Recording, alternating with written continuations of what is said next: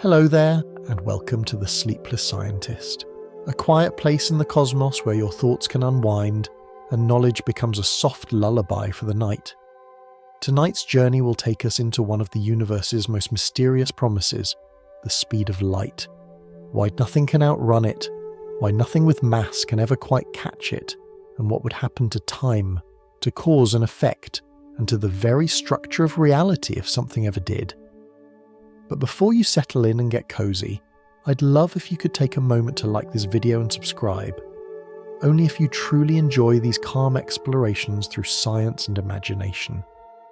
And when you're ready, leave a comment to let me know where in the world you're listening from and what time it is for you right now. I always find it beautiful, imagining all of us scattered across this small blue planet, each of us in our own pocket of night, yet sharing the same glow of curiosity. Now, if you can, dim the lights, let the room fall into a soft hush. Maybe there's the faint hum of an air conditioner or a quiet fan nearby, a sound steady enough to be a background heartbeat. Take a slow breath. Let your shoulders ease. Feel how even this moment, this tiny stretch of time between two breaths, exists only because light itself travels at a very particular speed. It's the rhythm that keeps everything connected and in sequence. Tonight we'll follow that rhythm back to the moment when humanity first realised light wasn't instantaneous. We'll see how a Danish astronomer's patient eyes on Jupiter's moons led us to question the universe's timing. We'll drift with Einstein through his daydreams of chasing a beam of light, and we'll gently uncover how this one cosmic number became not a barrier, but the very fabric that holds space and time together. So, make yourself comfortable. If your mind drifts while we travel, that's perfectly fine. The light we're following tonight has been crossing the darkness for centuries. It will wait for you. Our quiet exploration now turns to the first moment that changed everything. The daylight became measurable. Long before anyone spoke of relativity or space-time, there was a question so simple it almost sounded like a riddle. When you look at a star, are you seeing it as it is, or as it was? For centuries, most people assumed light moved instantly, as fast as thought itself. When you lit a candle, its glow seemed to fill the room in an instant. How could something so swift possibly have a delay? In the late 17th century, an astronomer named Ole Rømer began watching the small moons that circled Jupiter, tiny bright dots that vanished and reappeared with clockwork precision as they slipped behind the planet's shadow. These moons, especially the one called Io, were like celestial timepieces. Rømer noticed something curious. Their eclipses didn't always arrive exactly when expected. Sometimes they were early, sometimes late, by as much as 20 minutes over the course of a year. At first, this inconsistency seemed like error, like the trembling hand of the observer. But Rømer's patience outlasted doubt. He realised the delays matched the Earth's own orbit. When our planet was moving away from Jupiter, the light from Io took a little longer to reach us. When we moved closer, the flashes arrived sooner. The difference, he deduced, meant light took time to travel across space. It was a quiet revolution. No trumpets, no thunder, just the faint ticking of an idea. That the universe doesn't show itself to us in real time. Everything we see is already memory. The moon we admire is 1 1/3 seconds old. The sun, shining so warmly on our skin, left that light about 8 minutes ago. Even the nearest stars are years away in time. The night sky isn't just distance. It's history suspended in glow. Rømer didn't know the exact speed. His instruments were simple, his calculations approximate. But his insight cracked open something cosmic. Light, for all its brilliance, moves at a measurable pace, and that pace would become the cornerstone of everything we later understood about motion, time, and reality itself. For the first time, the human mind had touched a boundary that wasn't visible but absolute. The thought that there might be a universal tempo, a fastest possible heartbeat, was astonishing. It meant that the universe might not be infinite chaos, but a carefully timed dance. Centuries later, others would refine his measurements. In 1728, James Bradley used the tilt of starlight to estimate its speed. In 1849, Hippolyte Fizeau sent a beam of light between the teeth of a spinning wheel and caught its reflection 8 kilometers away. He found it moved at roughly 300,000 kilometers per second, give or take a few thousand. That number would echo through every equation to come.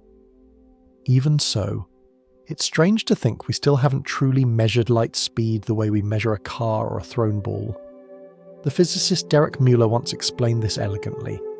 To measure the speed of anything, you need 2 clocks, one where it starts, one where it arrives, and those clocks must be perfectly synchronized.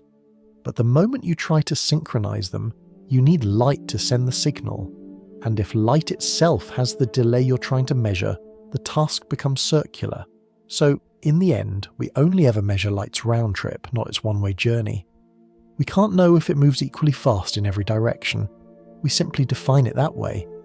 Einstein himself admitted that it's a convention, not an experimentally proven fact.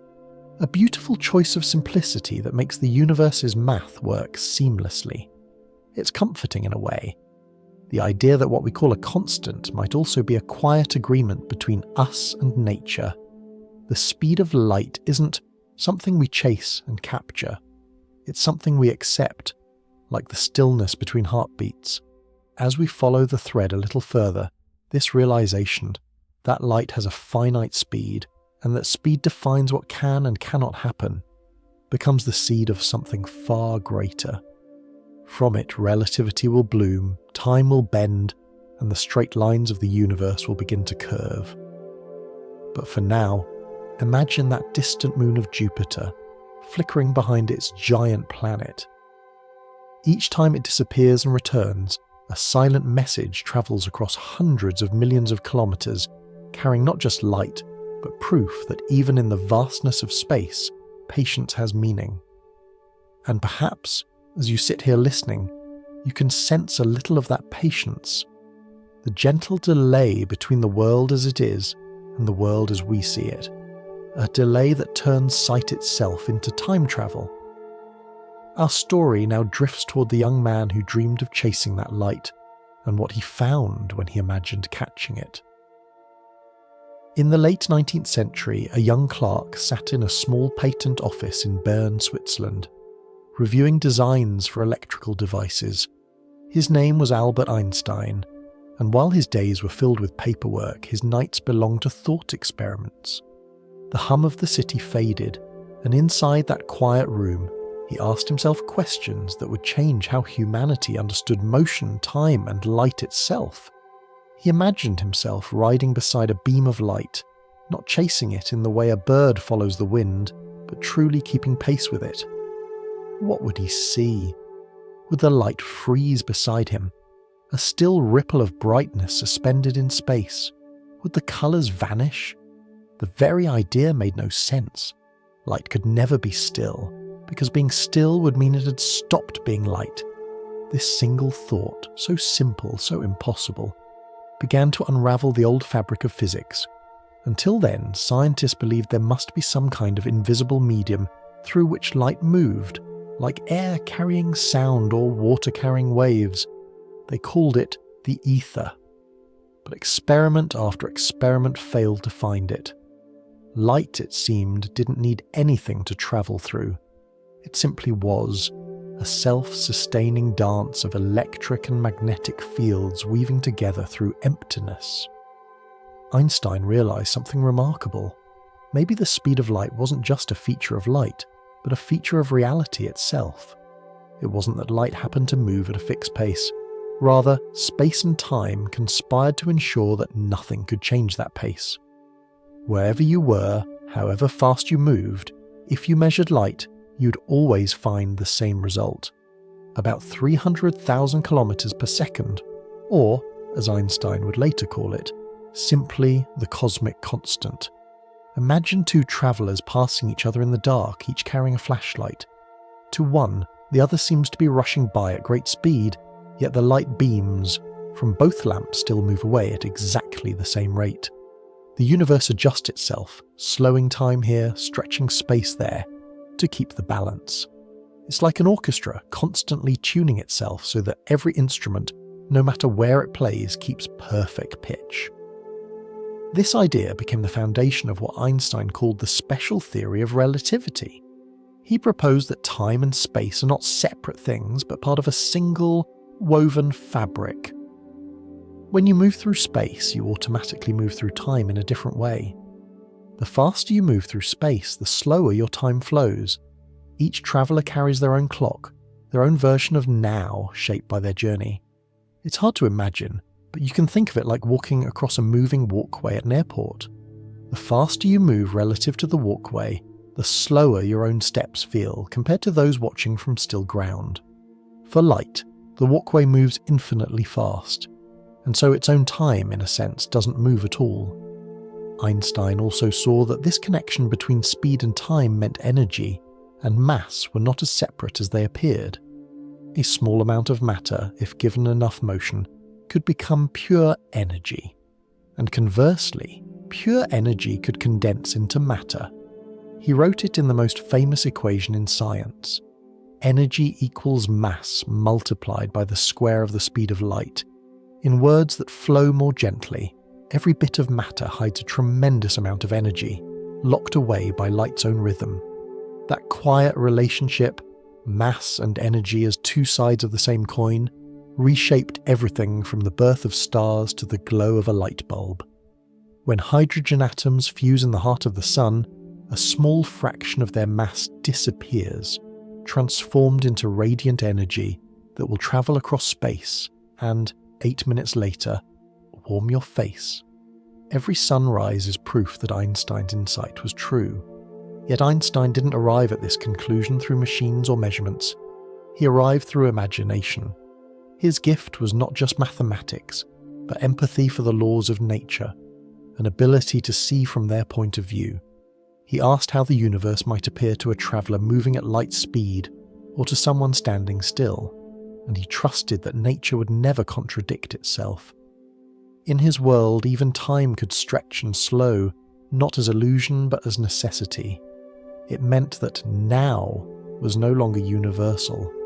There was no single ticking clock marking the same moment for everyone, everywhere. Each heartbeat, each atom's vibration, each flicker of light carried its own measure of time. The universe, it turned out, was not a single drumbeat, but a symphony of overlapping tempos, all held together by the steady rhythm of light. It was a revelation both mathematical and profoundly human, because in its quiet way, relativity whispered something about perspective, that what you see depends on how and where you are. Two people can witness the same event and measure it differently, yet both can be right. The truth, like light itself, holds steady between them. If you could step outside of time and watch the whole universe as a single tapestry, you'd see every event, past, present, and future, stitched together along the threads of light.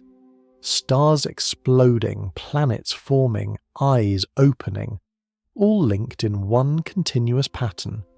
It's not that light rushes to keep up with us, it's that we're moving inside its unbroken rhythm. Einstein often said that imagination was more important than knowledge, because knowledge tells us what is, while imagination reveals what could be. His imagination revealed a universe where boundaries were not barriers but harmonies, where motion and stillness, matter and energy, time and space were not opposites but translations of each other. From the small desk in that quiet office, he had rewritten the laws of motion, not by rebellion, but by listening to what the universe had been trying to tell us all along. And so, with the speed of light no longer just a number, but the very thread that ties existence together, a new question emerged. If this speed defines reality itself, what happens as we begin to approach it? What does it mean to move closer and closer to the rhythm that holds time still? Our quiet exploration now turns to that edge, to what happens when we try to chase light, and why the closer we come, the stranger time becomes. For a long time, The universe must have seemed like a stage with an invisible floor.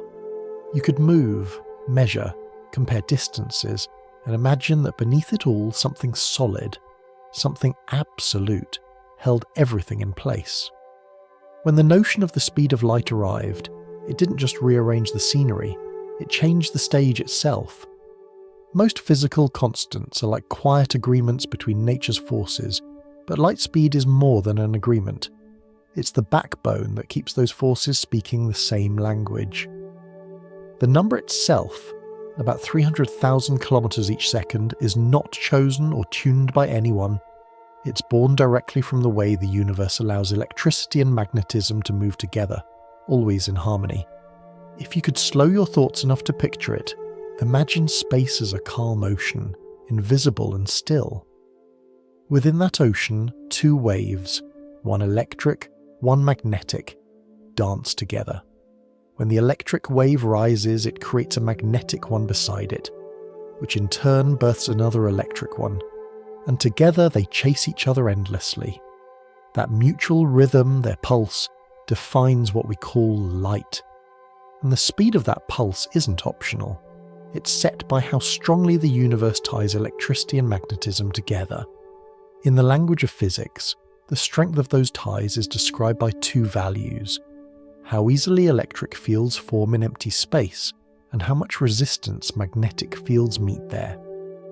If you multiply those two tendencies and take the square root of their inverse, you get the speed of light. But rather than worry about equations, imagine that the vacuum itself hums with potential, not truly empty, but full of tension waiting to become light. The moment a spark stirs, that stored harmony releases as motion, racing outward at exactly one pace, the pace allowed by existence. Everywhere in the universe, no matter where you go, that pace remains the same. You could cross the Milky Way or hide between atoms and the beat would never waver. It's not just the speed of light, it's the speed of causality, the rate at which reality can share information about itself. It's the ultimate courier of what happens next. This is why Einstein's discovery was so profound. The constancy of light speed doesn't simply govern brightness or vision, it governs time, order, and logic. If light moved faster in one direction than another, cause and effect could tangle. Events could arrive before they began. Reality would lose its sequence, and the idea of now would crumble into nonsense. The universe's coherence, the very idea that one thing leads to another, depends on light's unwavering tempo. Think of it like the heartbeat of existence. If that heartbeat ever stuttered or changed, every star, atom and law that depends on it would lose sync. Galaxies might still swirl, but their rhythm would no longer hold. You could say the speed of light is the sound the universe makes when it breathes evenly. Even our most precise definitions now bow to that breath. Since 1983, the meter, once defined by the length of a metal bar, has been redefined as the distance light travels in one tiny fraction of a second. That means we no longer measure light's speed, we measure everything else by it. Light is not a traveller moving through the cosmos. It's the measuring stick that creates space and time as it goes. There's something poetic in that inversion. The faster we try to understand the universe, the more we realise we're built from the same rules we're chasing. The tick of your watch, the pulse in your wrist, the signals between your neurons. All of them exist because light's rhythm sets their stage. You're not outside that rule, you're woven into it. Sometimes physicists speak of light speed as a limit, a boundary no mass can cross. But maybe that's the wrong tone. Limits can sound cruel, like locked doors. In truth, this one is an act of mercy, a balance point that keeps the universe from tearing itself apart. If light could go faster, energy would explode uncontrollably. If it were slower, the cosmos would collapse inward before stars could even form. Somewhere between chaos and silence, the universe found the perfect tempo for creation to endure. You can see it everywhere once you know how to look. A lightning bolt splits the sky, yet the thunder that follows is delayed because sound is slow. The light reaches you first, teaching you that even on Earth, distance becomes time. Astronomers see galaxies millions of years old because their light is still on its way, carrying messages from a vanished past. We live surrounded by echoes, by time written as brightness. And perhaps this is what makes light's constancy so comforting. No matter what storms of change sweep across our lives, the cosmos moves with patience. That speed, that one unbreakable pace, reminds us that order and continuity exist beneath the noise. If you look at it this way, light's speed isn't arbitrary at all. It's a whisper from the structure of the universe, a quiet rule that keeps everything synchronized. Every motion, every orbit, every heartbeat, every thought occurs within its timing. And maybe that's why when we talk about the speed of a light, we do so with a sense of reverence. It's not just a number. It's the balance between being and becoming, between movement and memory. From here, the story opens into something deeper, into what happens when we begin to approach that balance ourselves. When a ship, a thought, or a particle starts to run alongside the cosmic rhythm, strange things begin to unfold, time stretches, space folds, and the familiar sense of cause and effect begins to melt like distant starlight. Our quiet exploration now turns to what happens when we try to chase that impossible horizon, and how the universe gently bends to keep us from ever quite reaching it. Imagine you're floating in a small spacecraft, far from any planet, surrounded by the quiet of interstellar space. There's no air, no wind, no sound. Only the hum of your own heartbeat and the distant shimmer of stars. You begin to accelerate, slowly at first, then faster. Outside, the constellations seem unchanged, but the instruments on your panel whisper otherwise. Your speed grows closer and closer to that mysterious boundary, the speed of light. And with each passing moment, the universe starts to behave in ways that no common sense can quite describe. At low speeds, motion is simple. You push harder, you move faster. But as your ship approaches even a small fraction of light's pace, the universe pushes back. It's not resistance in the way air resists a plane, or water resists a swimmer. It's deeper than friction.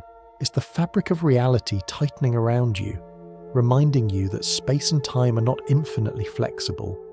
The energy you pour into acceleration no longer behaves as you expect. Each burst from your engines gives you less and less increase in speed. If you could see it drawn on a chart, the line would rise sharply at first, then begin to curve, flattening toward a ceiling that it will never quite touch.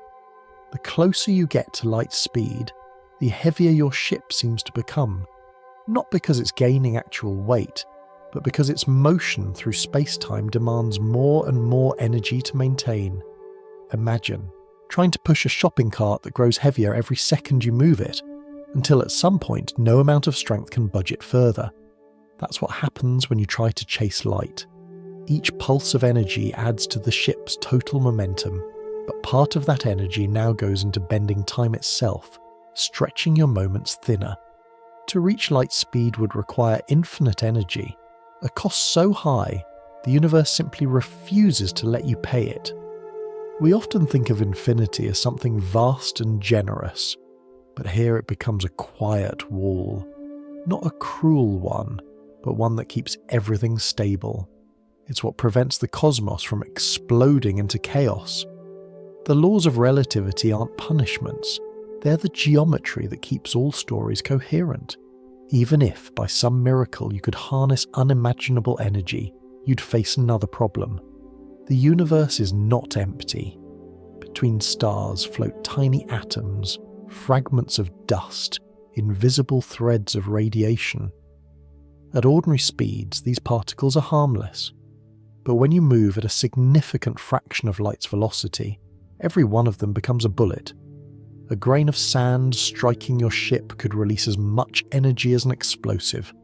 A single atom of hydrogen would smash into your hull with the violence of a cosmic ray.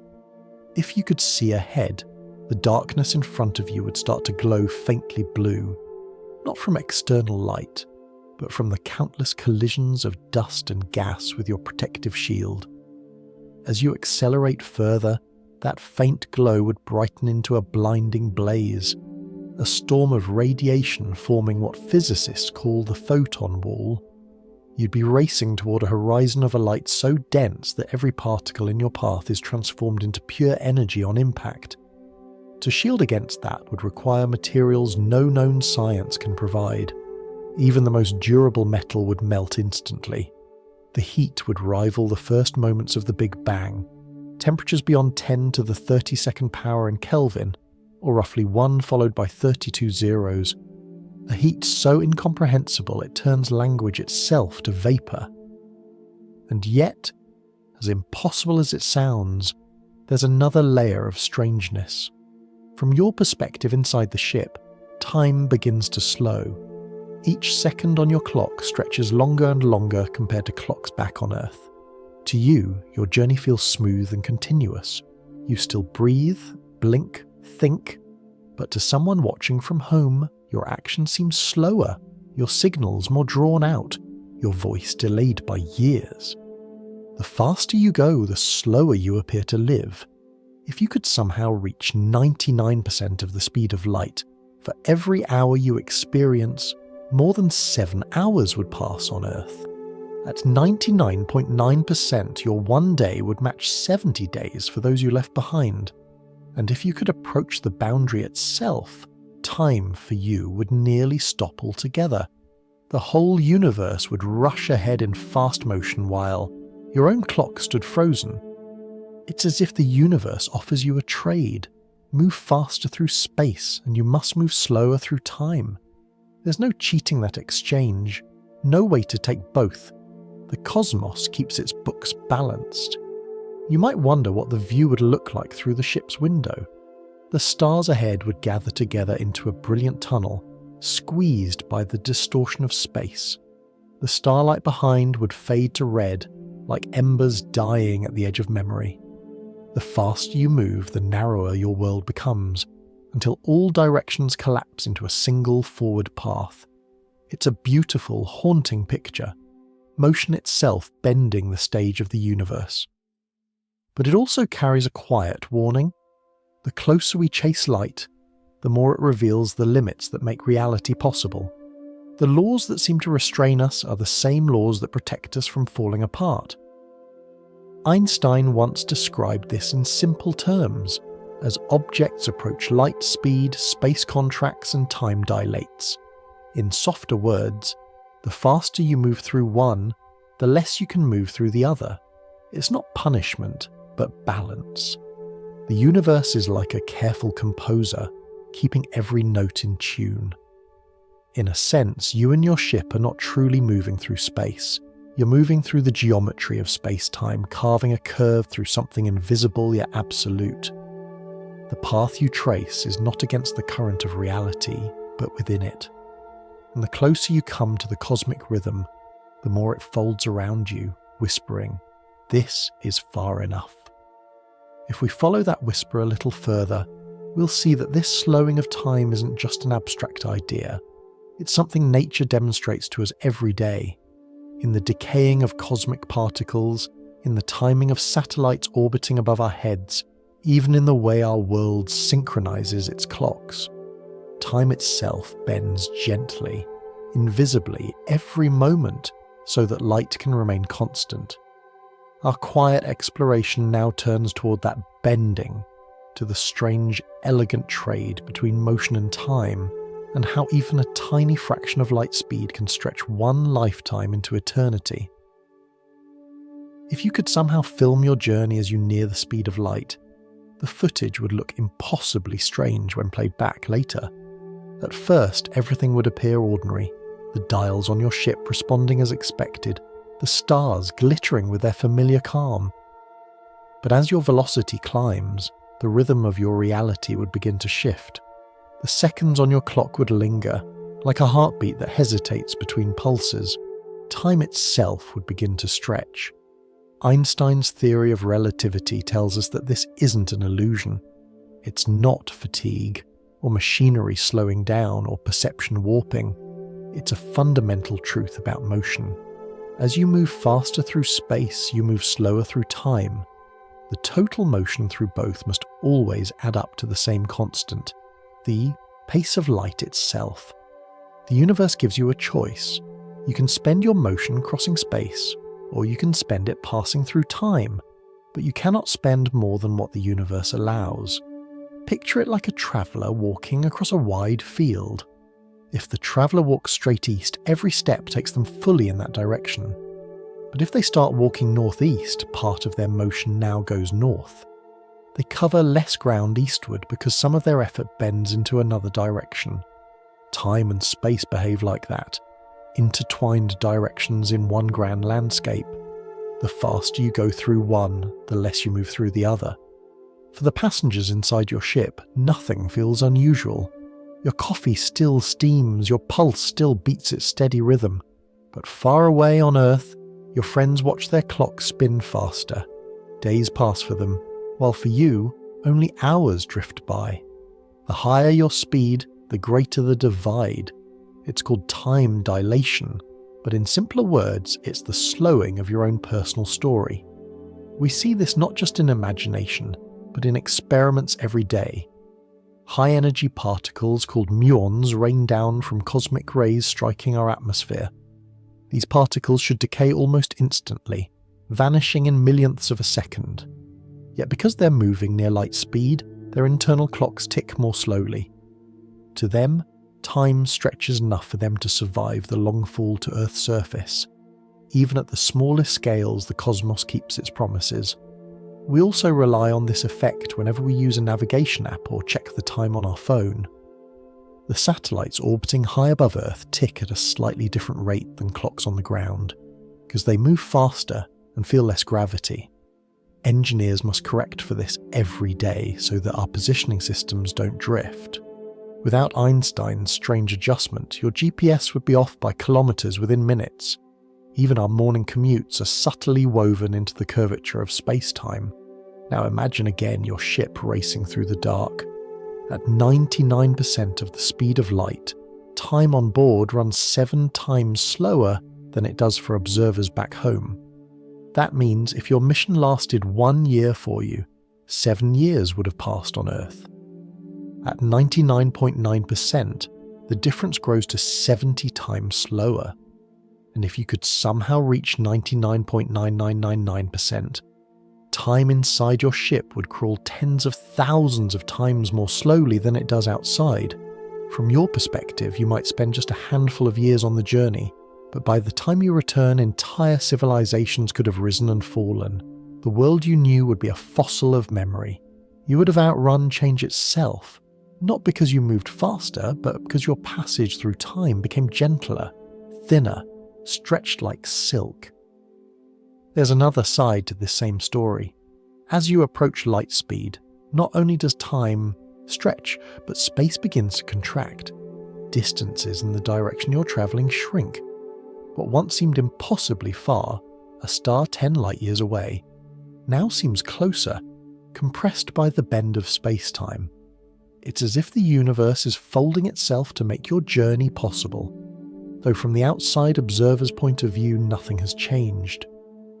To those left behind, you appear to be crawling, slowed by the weight of your motion. To you, the universe itself is what's shifting. Stars sliding nearer, galaxies squeezed like reflections in a curved mirror. Two realities, equally valid, both held true by the same law.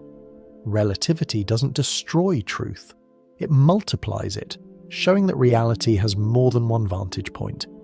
If you could look through your ship's forward window, you'd see the stars ahead bunched together into a bright, narrow tunnel. Light from behind you would stretch toward red, dimming into warmth like dying embers. The world would tilt, not because of illusion, but because your motion through space-time changes how light itself reaches you.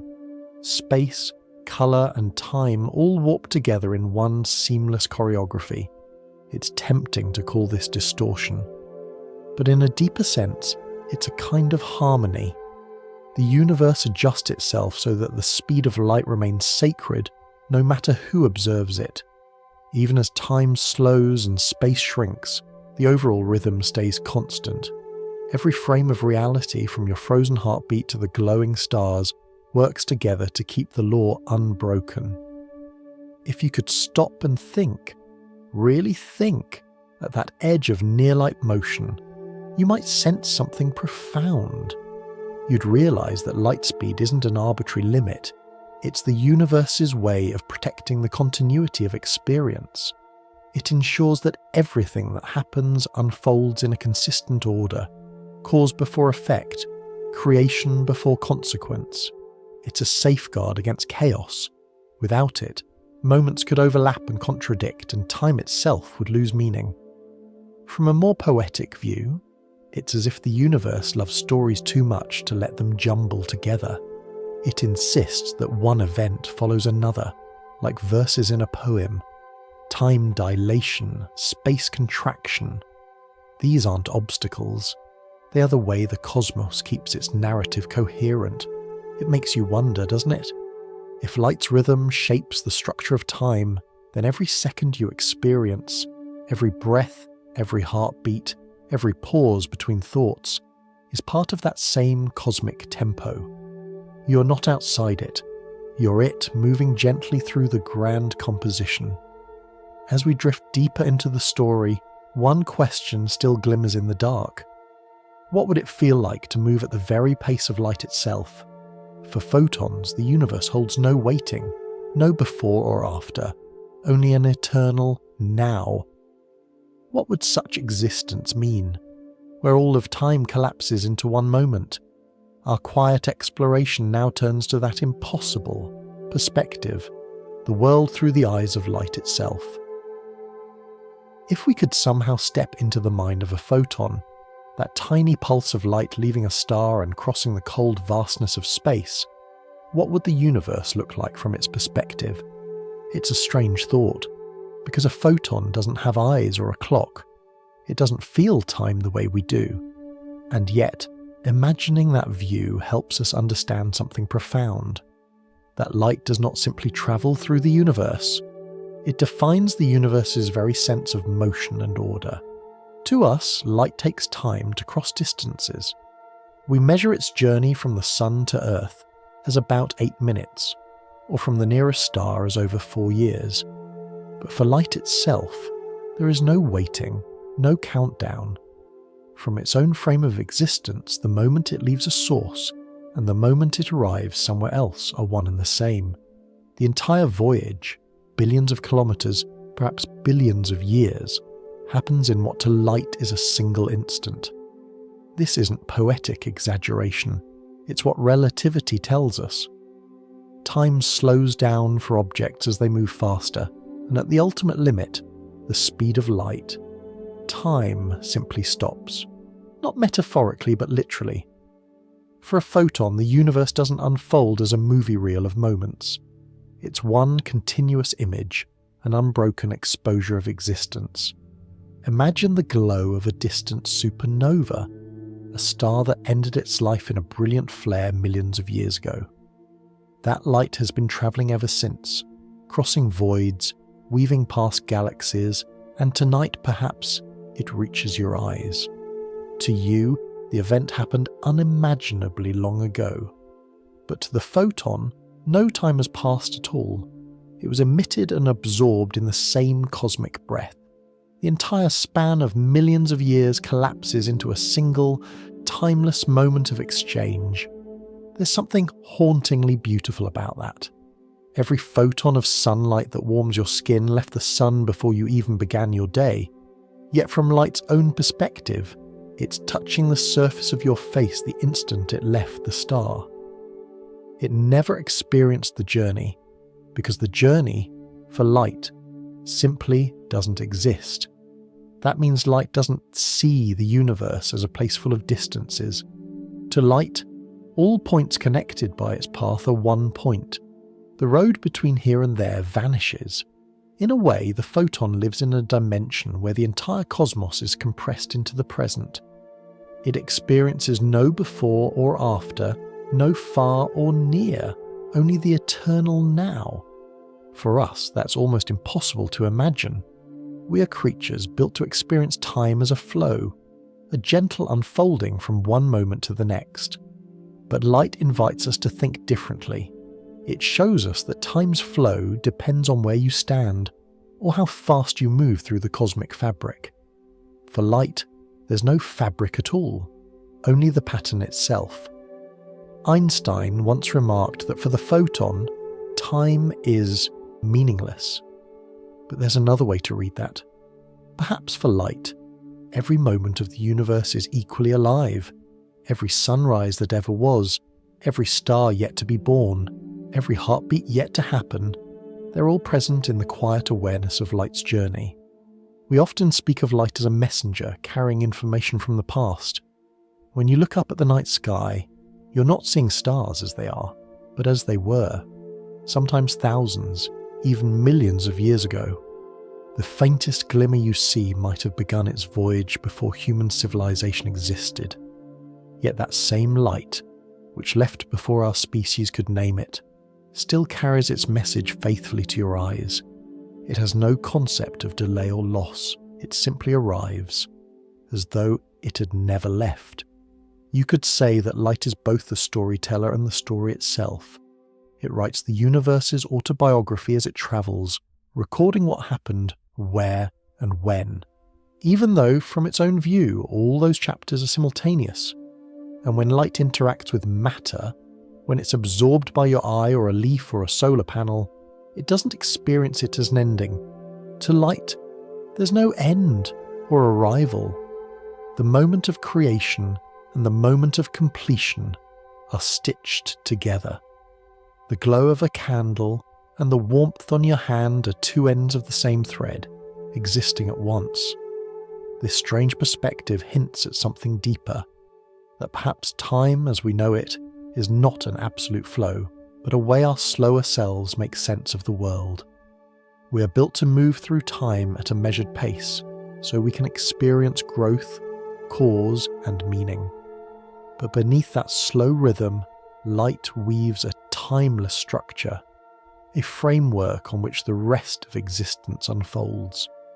From a photon's point of view, the entire history of the universe, from the first flash of the Big Bang to the final dimming of the last star, could be seen as one eternal event. Every particle of light born in that first blaze would still be crossing space today, carrying that ancient moment within it, unchanged and undimmed. In a very real sense, when we study light, we're touching the edge of creation itself. It's humbling to realize that even now, the light reaching us from distant galaxies has been on its way for billions of years, yet from its own timeless perspective, it's only just begun. Every photon is a note in the symphony of the universe, a piece of eternity vibrating through time's illusion. And so, when we talk about the speed of light, we're really talking about the structure of reality's heartbeat. For light, speed is not a journey, it's a state of being. For us, speed is how we measure our movement through time. Between those two views, the eternal stillness of light and the flowing change of our lives, lies everything we call existence. If you ever find yourself watching sunlight through a window, take a quiet moment to think about it. That glow is ancient, yet it touches you in the same instant it left its source. It's a reminder that time is elastic, that even the smallest flicker of brightness carries the story of the universe folded within it. From here, our story bends toward what happens when something tries to break that rhythm. When a ship, a signal, or a thought dares to go faster than light. The results, as we'll soon see, don't just stretch imagination. They begin to unravel the very idea of order itself. Picture yourself once again in that quiet spacecraft, drifting in deep space where the stars shine unfiltered and eternal. You've already learned how time stretches and space folds when you begin to chase the light. But now imagine pushing harder, firing the engines again and again, each burst trying to close the gap between you and that unreachable horizon. What happens when you try to push past the universe's patience? At first, You'd feel the familiar press of acceleration. Your instruments would show your velocity climbing, the stars ahead slowly drifting blue, their light condensed by your forward motion. But soon you would notice something puzzling. Each pulse of energy seems to give you less progress than before. Your fuel gauge drops rapidly, yet your speed barely increases. You're spending effort, but gaining less and less in return. That's because you've reached the strange zone where the rules of motion shift from ordinary to cosmic. The faster you go, the more energy you need to go faster still. And the curve of that need rises like a mountain that never stops. If you doubled your speed, the energy requirement wouldn't simply double. It would grow by extraordinary leaps. To reach 90% of light's pace, you'd need many times your original energy. To reach 99%, you'd need several times more again. And as you close in on the final fraction, or the full 100%, the number of energy units required would soar toward infinity. Infinity isn't a quantity. It's a boundary where all numbers lose meaning. The universe doesn't allow such a demand to be met because it would require all the energy that has ever existed, everywhere, forever. If you could gather every ray of starlight, every burning core of every galaxy, and pour it all into your ship's engines, it still wouldn't be enough. Light speed is not a goalpost, it's a wall painted into the foundation of space-time itself. But that's not the only resistance you'd face. The faster your ship moves, the heavier its motion becomes. Not in weight you could step on a scale and read, but in the inertia that resists every further push. The ship itself seems to gain a deeper stubbornness, as though the very fabric of reality is holding it back. The energy you give it no longer translates into motion. It sinks into the warping of time around you, thickening the flow of seconds and stretching each instant thinner. And then there's the invisible storm you would begin to encounter.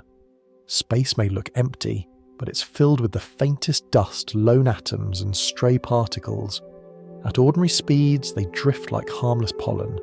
At near-light velocity, they become bullets made of pure energy. A single speck of dust striking your ship's hull would release as much force as a high explosive. Even the rarest particle of hydrogen, so thinly scattered that billions float in every cubic meter, would become deadly. Each one carries the kinetic power of a tiny cosmic bomb. To shield against that would require armor thicker than any planet's crust. And the paradox is cruel. The thicker the armor, the heavier the ship, and the more impossible acceleration becomes. Even magnetic fields, the invisible shields used to protect astronauts from radiation, would buckle under the onslaught of high-energy particles. Your journey would end not with a fiery crash, but with a gentle shimmer of disintegration as your craft was torn apart molecule by molecule. And yet, the deeper mystery lies not in the destruction, but in the reason for it. Why should energy itself rebel against our desire to move faster? Why does the universe spend so much effort holding us back? The answer hides in the balance between energy and mass, the same insight Einstein revealed more than a century ago. Every bit of energy has a weight to it. Every ounce of matter has energy locked within. When you accelerate an object, you're not simply pushing it through space. You're increasing the energy that defines its very identity. The more you add, the more the universe counts it as mass, and the heavier it becomes in its motion. It's as though the universe keeps its books perfectly balanced. You can borrow motion from time or mass from energy, but you can never have both endlessly. To accelerate something all the way to the speed of light would require transforming all the energy in the cosmos into a single purpose. And even then, the moment you tried to reach that last infinitesimal step, the accounting would break. Infinity is not an open gate, it's a safeguard. In a way, it's as though the universe is protecting itself from its own collapse. If mass could reach light speed, time would stop for it, and its mass energy would become infinite. A state too dense to exist anywhere but in theory. Everything we know would crumble under that paradox. So the cosmic wall isn't cruelty. It's compassion disguised as mathematics. It's the law that keeps energy finite, motion ordered, and causality safe. And there's still another challenge. Even if your ship could somehow defy the infinite energy requirement and shield itself perfectly from radiation, you would face the strange consequences of time itself slowing to a near stop. From your seat inside, the universe ahead would seem to compress, distances folding into a tunnel of distorted light. Meanwhile, for any observer watching from afar, your ship's clocks would seem to tick slower and slower until they appeared frozen. You'd never quite reach the finish line, at least not from anyone else's point of view. To them, you would appear forever caught in the act of accelerating, asymptotically approaching light speed but never achieving it. They would see you fade toward a horizon that never arrives, and to you, time would almost stop, the outside universe flashing forward into unimaginable ages in the span of your one elongated second. This isn't science fiction, it's the very geometry of reality. Every equation that describes motion includes this quiet promise: nothing with mass can match the rhythm of light. Not because light is privileged, but because light is the rhythm. The closer you come, the more that rhythm folds around you, turning energy into time, and time into resistance. The wall is everywhere, invisible, perfectly still. Yet it shapes the motion of galaxies and the beating of every human heart. If you pause to think about it, that boundary feels less like a prison and more like a horizon we were never meant to cross. A horizon that gives structure to everything we experience. The fact that we can't reach it is the reason anything can exist at all. As our journey drifts onward, we'll soon encounter what happens if we push this to its breaking point, what the universe does when something tries to pierce that boundary, and what unimaginable storms awaken at the threshold of light. Imagine your ship now approaching the ultimate threshold, the very edge of the possible. You've spent years accelerating, adding more energy than any human could ever hope to gather, until your speed is so close to that of light that numbers can hardly describe it. From inside, the cabin is eerily calm. Your heartbeat sounds slow, deep, steady. The dials show time itself softening around you, every second stretching like taffy under invisible strain. But outside, space is no longer quiet. Ahead of you, a storm is building. At first, it begins as a faint shimmer, a bluish haze around the ship's nose, almost beautiful. But that glow isn't reflection or dust. It's radiation, born from every particle and photon you're ploughing into. Space, which once looked empty, reveals its hidden crowd of atoms, wandering electrons, and tiny fragments of cosmic dust. At ordinary speeds, they drift harmlessly like motes in sunlight. But now, each of them strikes with the fury of a cosmic cannon. Every atom you encounter releases a flash of energy greater than any nuclear explosion.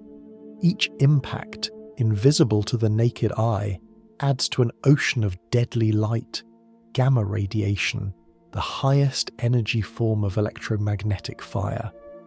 The region in front of your ship becomes a compressed wall of photons, a tidal wave of pure energy trapped by your own velocity. It's the photon wall, a barrier of blinding heat that no material can survive. From within, you wouldn't hear the storm. Sound cannot travel through vacuum, and at such speed, even vibration cannot reach your bones. But your instruments would begin to fail, their circuits overloaded by the relentless radiation. The hull, no matter how advanced, would begin to erode, atom by atom. The front of the ship would glow white hot, then blue, then ultraviolet, until colour itself disappears into a brilliance beyond sight. If you could somehow stop and measure it, the temperature just ahead of you would reach something like 10 to the 32nd power in Kelvin, a heat so vast that it hasn't existed since creation's first breath, when the universe itself was still expanding out of the Big Bang. But that's not a number to picture. It's a condition beyond imagining, where atoms no longer know how to be atoms. And then comes the most terrifying part. What happens if you try to slow down? Every ounce of energy you've built up, every particle that's been trapped in the photon wall, will no longer be content to stay ahead of you. The moment you decelerate even slightly, that wall collapses inward. The light you've been compressing surges back toward you, wrapping around the ship like a tsunami of radiation. The gamma burst would be so intense, it would tear through your vessel before you could even finish the thought of stopping. Physicists have run the numbers, and though their equations are dry on paper, the implications are poetic in their violence. Decelerating from near-light speed would release more energy than any star could bear, enough to outshine galaxies, enough to boil matter into plasma. You would vanish in a flash so bright that the universe itself would blink, and the echo of that destruction would travel for eternity. Even in thought experiments, this moment feels unsettling. The image of a ship dissolving into light, swallowed by the very speed it sought to master, is not just a scientific limit, it's a cosmic warning. It says that nature values balance above ambition. It reminds us that light's boundary is not there to mock us, but to keep existence from collapsing under the weight of its own possibility. And if you were somehow outside, watching this from a distance, the view would be hauntingly slow. You would never actually see the ship reach the speed of light. As it neared the barrier, its time would stretch infinitely. Its glow would dim into deep red as it slipped toward invisibility. To you, it would appear frozen, suspended just below that unreachable horizon, caught between motion and stillness. A ghost of effort, trapped forever in space-time's embrace. That's what relativity predicts. From the outside, no mass ever truly reaches light speed. It only gets closer and closer, the universe bending itself more and more to prevent the impossible. For the traveller inside, however, time has already nearly stopped. One heartbeat could stretch across millennia of cosmic change. The traveller might look out the window and see galaxies aging in fast forward, stars igniting, burning and fading in what feels like seconds. At this boundary, even meaning begins to blur. What does it mean to move if time no longer moves with you? What does journey mean when all distances have collapsed into one? To chase light is, in a sense, to chase timelessness, to step beyond cause and consequence, to approach a state where reality itself hesitates. And if, by some impossible twist, we could break through that wall, if we could somehow exceed the speed of light, then every law that defines our existence would begin to crumble. Time, the gentle thread that holds all stories in sequence, would no longer agree on what came first. Cause could arrive after effect. Actions could echo backward. The past would lose its anchor, and the future would spill into the present like water through a broken dam. If you tried to stop, one physicist once wrote, the universe itself would shudder. And it's true. The balance that keeps matter and energy coherent depends entirely on the constancy of light. If that rhythm were broken, every particle, every atom, every chain of events would unravel. The laws that let stars shine and thoughts arise would no longer hold. It's strange to realize that this fragile limit, this speed we can never reach, is also what allows everything else to exist. The catastrophe isn't a punishment for curiosity, it's the natural defense of a universe that guards its coherence. The cosmic wall isn't a border of cruelty, it's the edge of harmony. Beyond it, reality itself cannot sing. And yet, even knowing that, the question lingers like a whisper in the dark. If crossing that boundary would destroy time, what would destroy even mean in a place where time no longer flows? From here, the path of our quiet journey bends toward that paradox. If motion beyond light speed unravels the rhythm of cause and effect, what would a universe without sequence feel like? What becomes of meaning when consequences can arrive before their causes? Our exploration now turns to that eerie landscape, a place where the footprints of time overlap themselves, and where light's protection of order begins to falter. If we follow the shimmer of light just a little further, we arrive at the edge of something even stranger than destruction, a place where logic itself begins to tremble. Up to now, every law of physics has quietly protected one ancient principle, that cause must always come before effect. It's the foundation of reality's storytelling, the rhythm that allows everything from falling raindrops to thoughts in your mind to make sense. But the moment we imagine moving faster than light, that rhythm begins to falter. Causality is simple enough to picture. Every event leaves a footprint, and the next one follows in its path. A seed falls, rain comes, a plant grows, one thing happens, then another, always in order. Even when life feels unpredictable, this chain remains unbroken. It's the invisible line that connects every because to its therefore. But if something could outrun light, it could also outrun those very footprints, stepping back onto its own trail before it was ever made. Imagine tossing a stone into a pond and watching ripples spread outward. Now imagine if one ripple moved faster than the others, looping around the pond to arrive before the stone even hit the water. The surface would carry the echo of an event that hadn't yet occurred.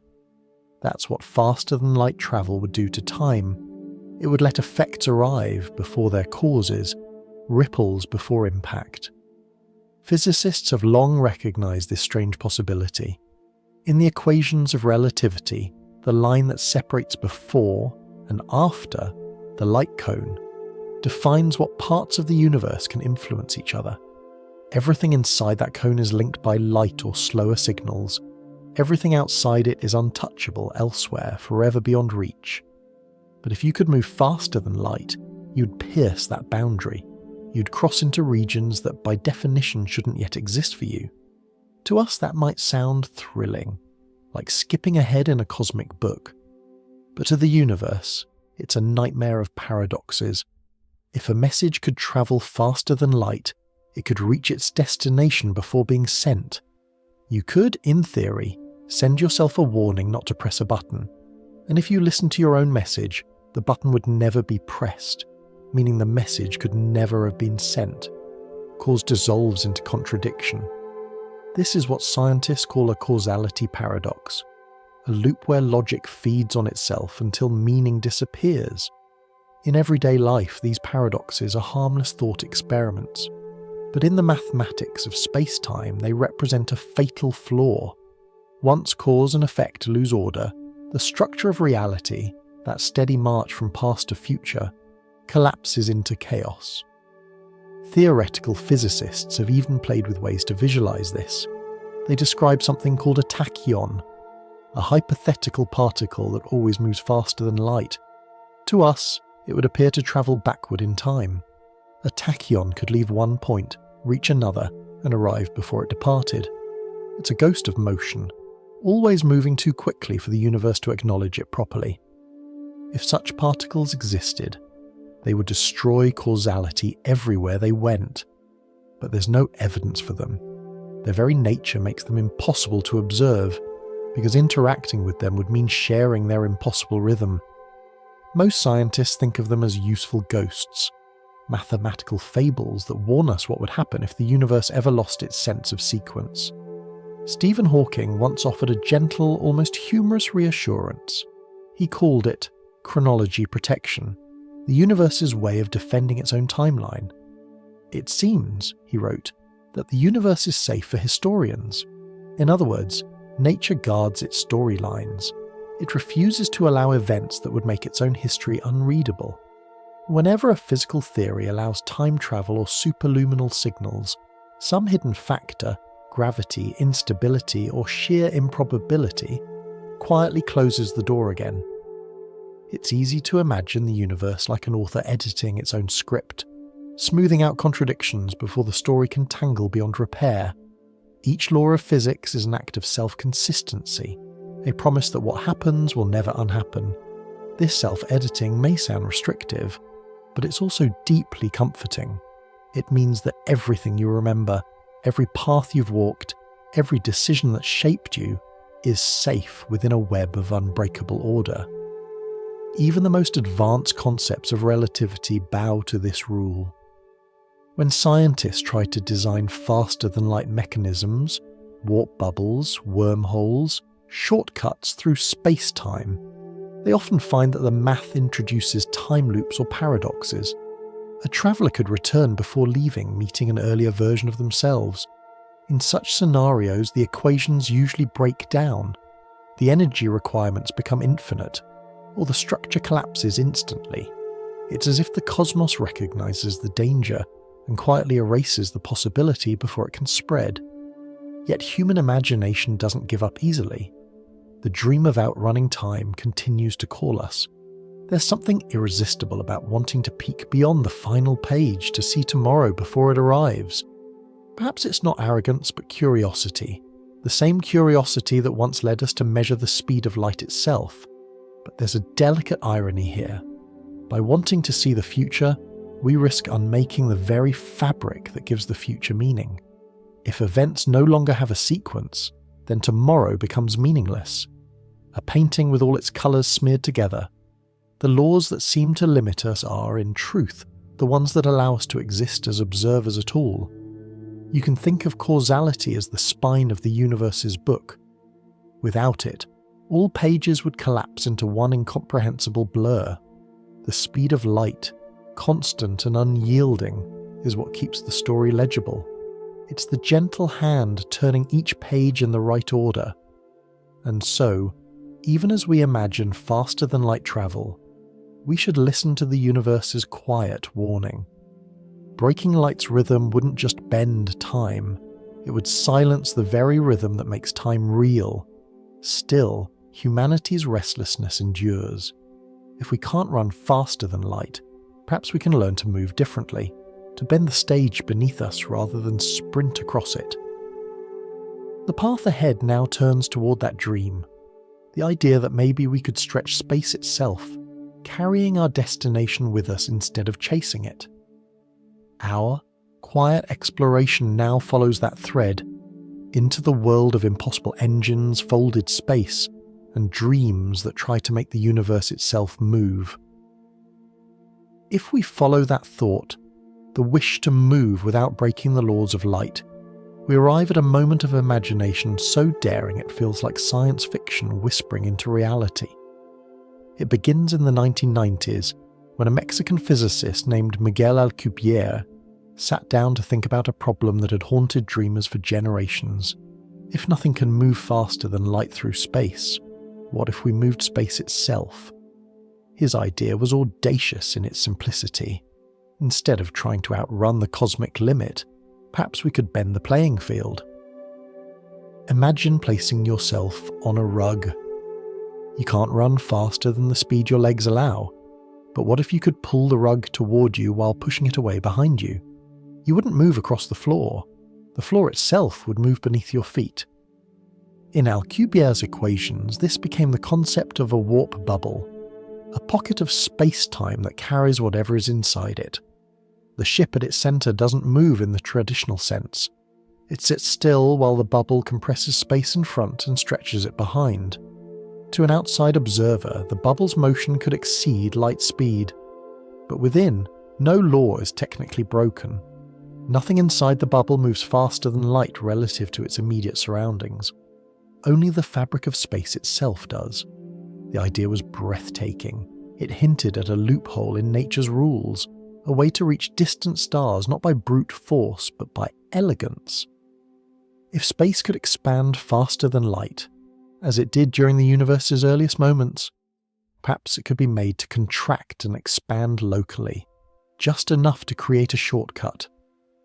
The traveller would never feel acceleration or deceleration, only a gentle drift as the cosmos folded like silk around them. But there was a catch, and it came with a poetic kind of irony. To make such a bubble, the equations demanded something nature does not willingly provide, a form of negative energy, or energy that bends gravity in the opposite direction. In the familiar universe, mass pulls things inward, gravity attracts. Negative energy would do the reverse. pushing space outward, like anti-gravity in the purest sense. To keep a warp bubble stable, you'd need an enormous amount of this strange substance, possibly more than the mass energy of entire planets, or even stars. And yet, we have never seen such material exist. The closest hints come from the subtle behaviour of the quantum vacuum, where tiny fluctuations blink in and out of existence, briefly creating pairs of particles and antiparticles that cancel each other out. Some physicists think negative energy could hide in those fleeting whispers of reality, but if so, it is delicate, unstable, and far beyond our ability to shape. Still, Alcubierre's idea captured the world's imagination. For a moment, science and storytelling met in the same room. Diagrams of warp bubbles appeared not only in physics journals, but on television screens and movie sets. Engineers began sketching designs, not because they could build them, but because it felt like hope. Hope that the universe might still have room for wonder beyond its limits. If you picture it softly, a warp bubble is like a moving cradle of calm. Inside it, time and space behave normally. You could sip tea, look out the window, and feel weightless serenity. Outside, however, the fabric of the universe twists into tension, folding space as easily as cloth. The bubble contracts the path in front of it, meaning your destination is not reached by speed but by geometry. You're carried through the universe not as a projectile but as a thought, gliding without resistance. But that gentle image hides enormous consequences. The creation of such a bubble would require an energy density so extreme that it would shred itself before forming.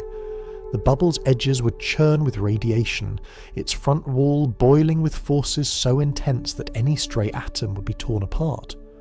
The front and rear boundaries of the bubble would also distort time itself, creating regions where the flow of moments might differ drastically from one side to the other. In essence, the ship would be riding inside a clock that ticks differently than the universe around it. Physicists later discovered another complication, one both fascinating and alarming. If a warp bubble ever slowed down or changed direction, the build-up of energy at its edge could unleash a catastrophic burst of radiation, not unlike the photon wall we described earlier. In some models, the release would rival the power of a supernova. It seems the universe, even when teased with cleverness, still enforces its boundaries with fire, and yet the elegance of the idea remains. It tells us something profound about the way science dreams. Even when the math says no, the mind still sketches possibilities, guided by wonder more than certainty. Alcubierre's warp drive might never leave the page, but its spirit lives on, a symbol of how curiosity stretches the imagination without breaking it. To fold the cosmos, you must borrow from its very heartbeat. The warp drive at its core is less about travel and more about listening to the rhythm of space-time itself and wondering whether we might, one day, learn to hum along with it. And so, the dream of the warp drive isn't really about reaching other stars. It's about realizing that movement is not the only way to explore. Sometimes the greatest journeys are made by bending perspective, by asking how we might experience the universe differently rather than faster. If we follow that trail a little farther, we'll find that this dream of bending space is not alone. There's another idea, older, more mysterious, that speaks of tunnels through space-time, shortcuts connecting distant corners of reality. They are fragile, fleeting, and perhaps impossible, but like the warp bubble, they tell us something essential about our yearning to connect what distance keeps apart. Our quiet exploration now turns toward those hidden bridges, the wormholes that promise passage through the folds of existence itself. If we follow the thread of imagination from warp bubbles to something even stranger, we come to the idea of wormholes, silent bridges that could, in theory, connect two distant regions of the universe. They've appeared in countless stories, from tales of lost explorers to visions of faraway civilizations. But beneath the fantasy lies a kernel of genuine science. born from the same equations that gave us black holes. To understand wormholes, imagine space-time as a vast fabric stretched across invisible dimensions. Normally, we travel across this surface, moving from one point to another, following the gentle curves created by gravity. But gravity doesn't just bend space, it can fold it. And when the fabric folds enough, two regions that were once far apart might touch, just for an instant. A wormhole would be that point of contact, a shortcut through the folds of existence. It's tempting to picture it as a tunnel. One mouth here, the other far away. But the reality, if it exists at all, would be stranger.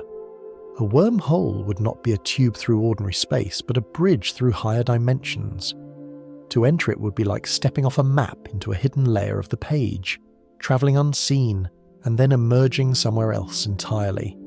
The mathematics of general relativity allows such structures to appear, at least on paper. In fact, the first theoretical wormhole was described in 1935 by Einstein himself, along with his colleague Nathan Rosen. They called it an Einstein-Rosen bridge. At the time, they were studying black holes and noticed that the equations could connect two different solutions, forming a throat between them, a corridor linking two distant points. For a moment, the universe seemed to hint that shortcuts might not only exist, but might already be hidden in its geometry. Yet, just as quickly as the equations gave this gift, they took it back. Wormholes, according to those same laws, would collapse almost instantly. The gravitational pull at their throats would be so intense that anything trying to cross would trigger their collapse, sealing the passage before a single atom could emerge on the other side. It's as if nature allows these portals only in theory, but slams them shut in practice, guarding its deeper layers from intrusion. Later, physicists like Kip Thorne and Michael Morris revisited the idea, wondering if there might be a way to hold a wormhole open. Their solution was as strange as Alcubierre's warp drive. You'd need a substance with negative energy density, something that repels instead of attracts, pushing space apart rather than pulling it together. Such energy could, in principle, counteract gravity's inward squeeze and stabilize the throat of a wormhole. But once again, we face the same paradox. To keep the tunnel open, long enough for even a single photon to pass through, you'd need a quantity of exotic matter greater than the mass energy of whole planets. And that's assuming it could exist at all. Even if you could gather such a material, the journey through a wormhole would be perilous. Radiation near the mouth would surge to unimaginable levels, boiling the space around it. The tunnel itself would twist violently, space and time interchanging places like a deck of cards being shuffled by unseen hands. Inside, you wouldn't feel gravity as we know it. You'd feel direction itself losing meaning. Up, down, forward, backward, all would blur. It's difficult to put that sensation into words. It wouldn't be a tunnel in any sense we recognise. Instead, you might picture two mirrors facing each other, reflections spiralling inward, smaller and smaller, until they merge into one. Passing through would be less like movement, and more like becoming the connection itself. You wouldn't so much travel through the wormhole as be the bridge for a fleeting instant. Some scientists have speculated that microscopic wormholes might already flicker in and out of existence at the quantum level, openings so tiny and brief they vanish before light itself could notice. The quantum vacuum, far from empty, seethes with constant fluctuations, particles appearing and disappearing in pairs, like ghostly bubbles rising and collapsing in a cosmic sea.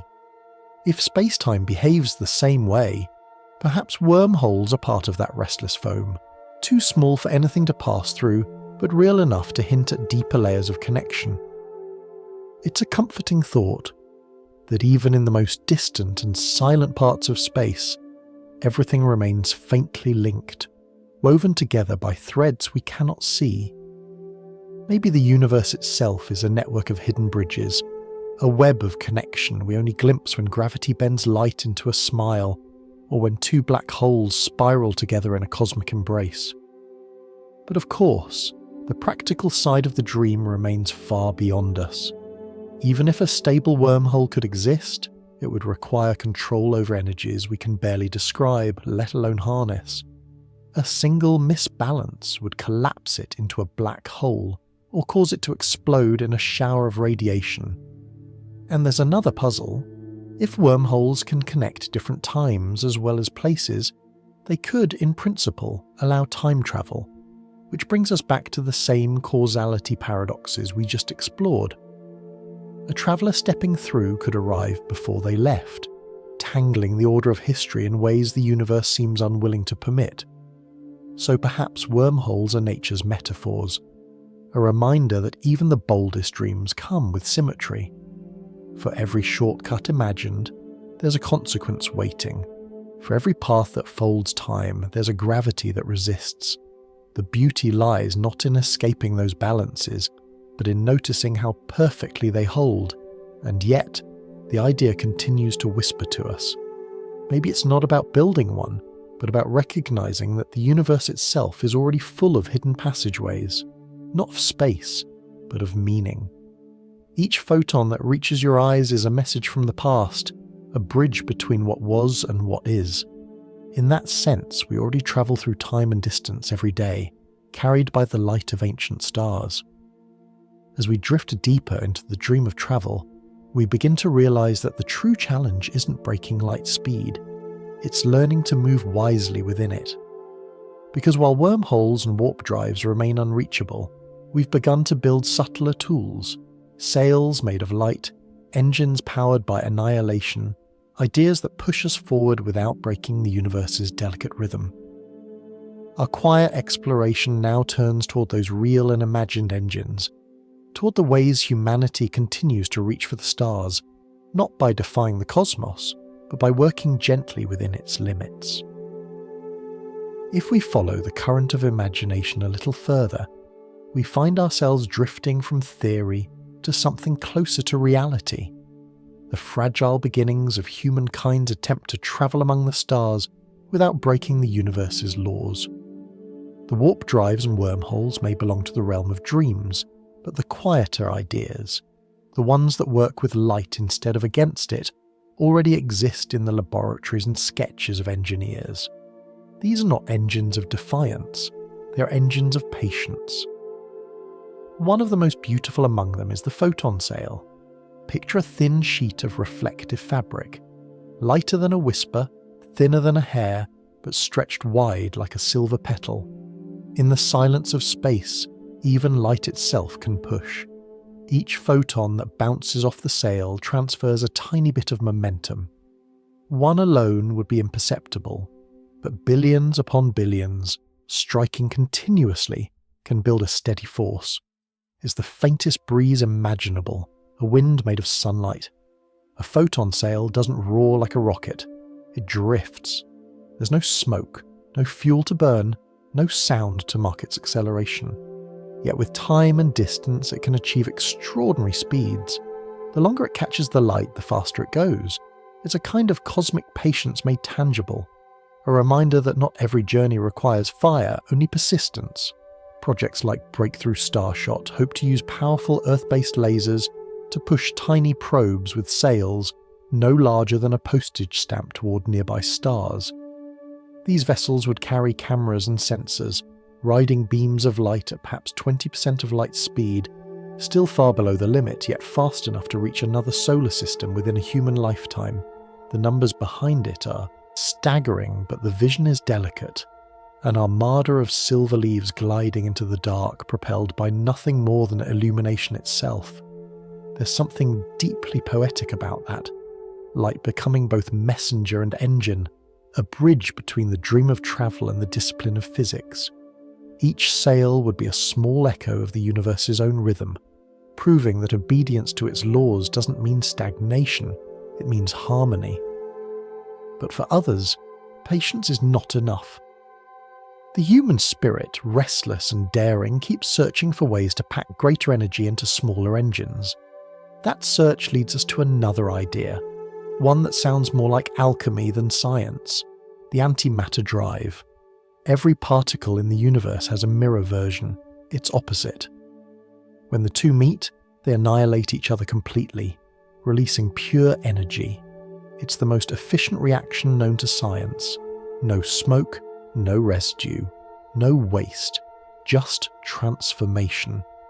In theory, even a few grams of matter and antimatter colliding could power a ship across the solar system. But the beauty of that simplicity hides staggering difficulty. Antimatter is not something you can mine or store. It has to be created particle by particle in high-energy accelerators. Each atom produced costs vast amounts of energy, far more than it could ever give back. A single gram would cost more than the total wealth of our planet to manufacture. And even if we could afford it, storing it would be perilous. The smallest contact with ordinary matter, even the walls of a container, would cause instant annihilation. Scientists imagine trapping it within magnetic fields, suspending it away from surfaces, like a ghost held inside a cage of invisible light. The engineering of such a system borders on the mythical, but still we try. Because imagination, once stirred, rarely sleeps. And perhaps that persistence is what defines our species. Not speed, but the refusal to stop dreaming. There's another approach, gentler but just as profound, using nuclear fusion, the same process that powers the stars. Fusion engines would mimic the hearts of suns, combining light elements into heavier ones, releasing immense energy in the process. Such ships might someday cross the vast ocean between stars at a small fraction of light speed, taking decades or even centuries to complete their voyage. They would be slow in cosmic terms, but steady, a kind of celestial migration carried by patience rather than haste. All these ideas, photon sails, antimatter drives, fusion ships, share a quiet truth. The closer we come to understanding light's limit, the more we learn to move with humility. We stop trying to break the rhythm and start learning to dance to it. The universe, it seems, rewards patience far more than force, and perhaps that's the lesson hidden inside all our striving, that progress doesn't always mean acceleration. Sometimes it means alignment. The same law that stops us from surpassing light speed also grants us the stability to build, to think, to love, and to last. Without that limit, the universe would be chaos, flickering and incoherent. The very persistence of life depends on the slowness of things.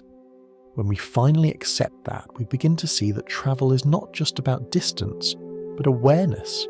The stars are not waiting to be conquered, they're waiting to be understood, and understanding requires stillness. In the end, perhaps we'll never race beyond the speed of light, but we might learn to use it as a companion. The light from the sun will still push our sails, the annihilation of particles will still warm our engines, and above all, the light that flows through our own minds, the steady beam of curiosity, will keep guiding us forward. As one physicist once said, the universe is under no obligation to make sense to us, and yet it does, beautifully, patiently, consistently. That might be the greatest journey of all, not crossing galaxies, but learning to listen to the cosmic heartbeat that already carries us through them. Our quiet exploration now begins to shift again, away from engines and technology, and back toward meaning itself, toward what happens if we ever truly reached light speed, and how such a moment would transform not only physics, but time, and perhaps even the universe's memory of us. Imagine a ship that has spent a lifetime accelerating. Its engines have whispered for decades, pushing gently but endlessly through the dark. Every pulse of energy has carried it closer to the cosmic edge, the boundary where the laws of motion dissolve into silence.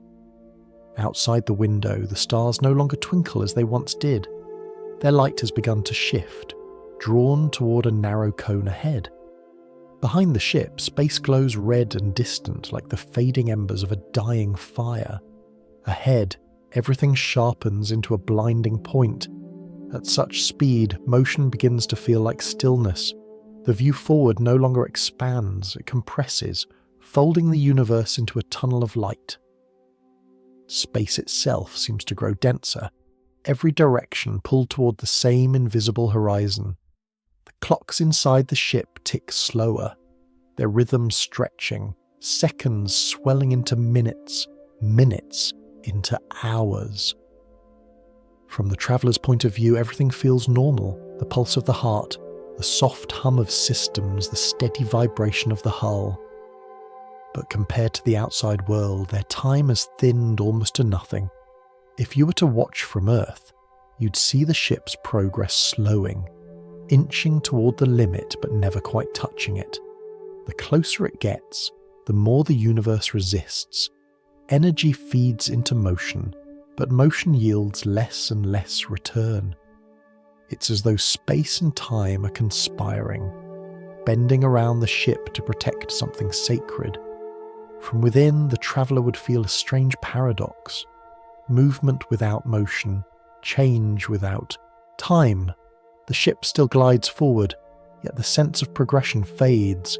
Stars that once appeared fixed begin to smear into streaks of light, then merge entirely, until only the blackness ahead remains. It's not darkness as we know it, but the absence of distinction, a kind of cosmic blindness where every photon is pressed flat against the front of the ship, unable to escape. There would be no sound, only pressure. The photons, the particles of light themselves, are piling up faster than they can move aside, creating a front of radiation so intense it glows beyond comprehension. The ship is no longer moving through light, it's colliding with it. Every wavelength shortens, every pulse converges. The light becomes a wall, and behind it lies the threshold of infinity.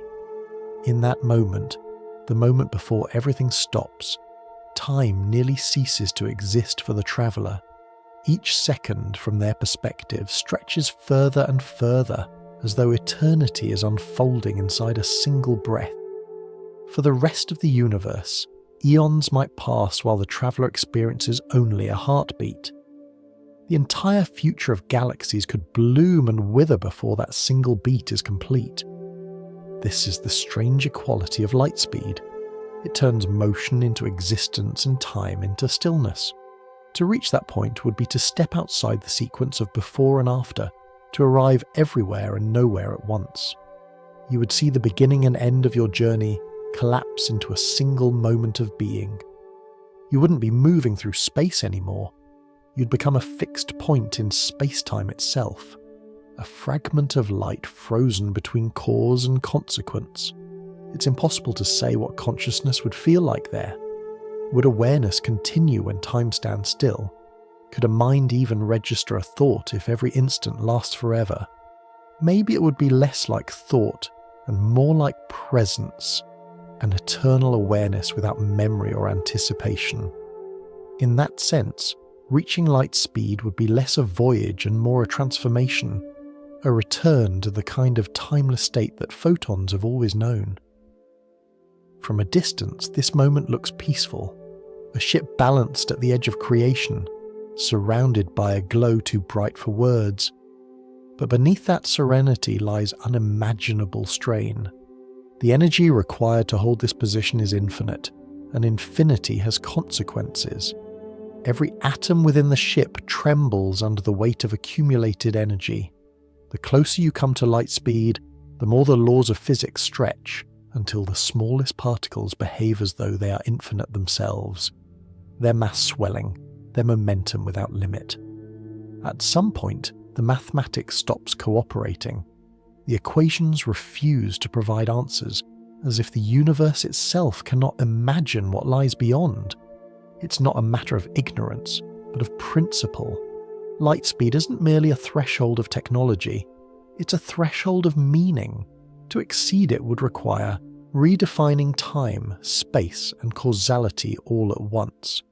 You could think of it as standing before the last possible horizon. Behind you is the knowable universe, stars, matter, and memory. And ahead is the region where the very idea of before and after lose coherence. In that direction lies the impossible, a domain where time might flow backward or sideways or not at all. It's a place where the notion of sequence evaporates, where causes could follow their own effects and events might never finish happening. If such a realm could exist, we wouldn't call it space anymore. It would be something like pure geometry, a static pattern that contains all events simultaneously. The traveller who reaches it would no longer be a person moving through time. They would become part of the pattern, a still point in the web of the universe's unfolding. And yet, for all its mystery, the limit feels strangely compassionate. It prevents catastrophe not only for the traveller but for everything else. If anything with mass could reach this state, reality would crumble under the weight of infinite energy. Time itself would tear, and the balance that lets moments follow each other would vanish. The speed of light, then, isn't just a physical limit. It's a mercy. It's the universe protecting its own coherence, ensuring that stories can still have beginnings, middles, and ends. In that sense, infinity isn't a wall to be broken. It's the place where motion dissolves into meaning. And maybe that's why we can never reach it, because to reach it would erase the very flow of experience that allows us to wonder about it at all. If we linger on that thought, we can almost feel the gentleness in this impossible boundary. The universe doesn't forbid us from dreaming of light speed. It simply reminds us that to exist is to stay in motion, never frozen, never infinite. To be alive is to be slightly slower than perfection, always catching up, never arriving. As our story drifts further, we will see what happens if we dare to imagine stepping beyond this mercy, if we tried, even in thought, to exceed light's rhythm. Because on the other side of that threshold lies not speed, but paradox, a world where time speaks before the voice, where echoes arrive before the sound that made them, and where logic itself begins to fold. Our quiet path now bends toward those paradoxes, to the fragile edges where the end of motion becomes the end of understanding. If we drift gently past that final horizon, where the speed of light stands as a curtain between the possible and the forbidden, the air of reason itself begins to change. Everything up to now has followed a simple, comforting rule, that one thing causes another, that there is always a before, a during, and an after. But when motion pushes past light's rhythm, the sequence begins to blur. Events start to trade places, and the story of time begins to eat its own tail. Imagine you're standing on a beach. The sand is smooth and the tide leaves its marks in perfect order, each wave a footprint following the one before. Now imagine the ocean suddenly running backward. The footprints begin to erase themselves before you can make them. The shore becomes a pattern of anticipation rather than memory. That is what faster-than-light motion would do to the timeline. It would make consequences appear before their causes, erasing the sequence that makes reality understandable. This reversal, though hypothetical, isn't just poetic musing. It's written quietly into the mathematics of relativity. In those equations, the speed of light acts as a boundary that separates cause from effect, a luminous thread that marks what can influence what. Inside that thread, everything behaves as expected. You can send a message and someone receives it later, but if a signal were to move faster than light, it would cross that boundary. In some frames of reference, the message would appear to arrive before it was sent. It sounds like a puzzle from a dream, but it follows directly from how space-time reshapes itself when you move near light's limit. Time and space are not fixed. They are flexible coordinates that depend on your motion. For one observer, two events might occur in sequence. For another, they might happen simultaneously. And for a traveller who moves faster than light, the order could reverse entirely. It's not a trick, it's geometry. The geometry of reality itself bending until direction loses meaning. Physicists have tried to describe this with simple thought experiments. Suppose two astronauts drift in space, several light years apart. One sends a signal faster than light, a flash of impossible information that jumps across the gap instantly. From her point of view, she's simply sending a message. But from the second astronaut's frame of reference, depending on his motion, that signal might seem to arrive before it was sent. If he could reply just as quickly, the first astronaut might receive his response before she ever pressed the button. The echo would speak before the voice. You might wonder how this is even conceivable. After all, time feels so solid to us, so absolute.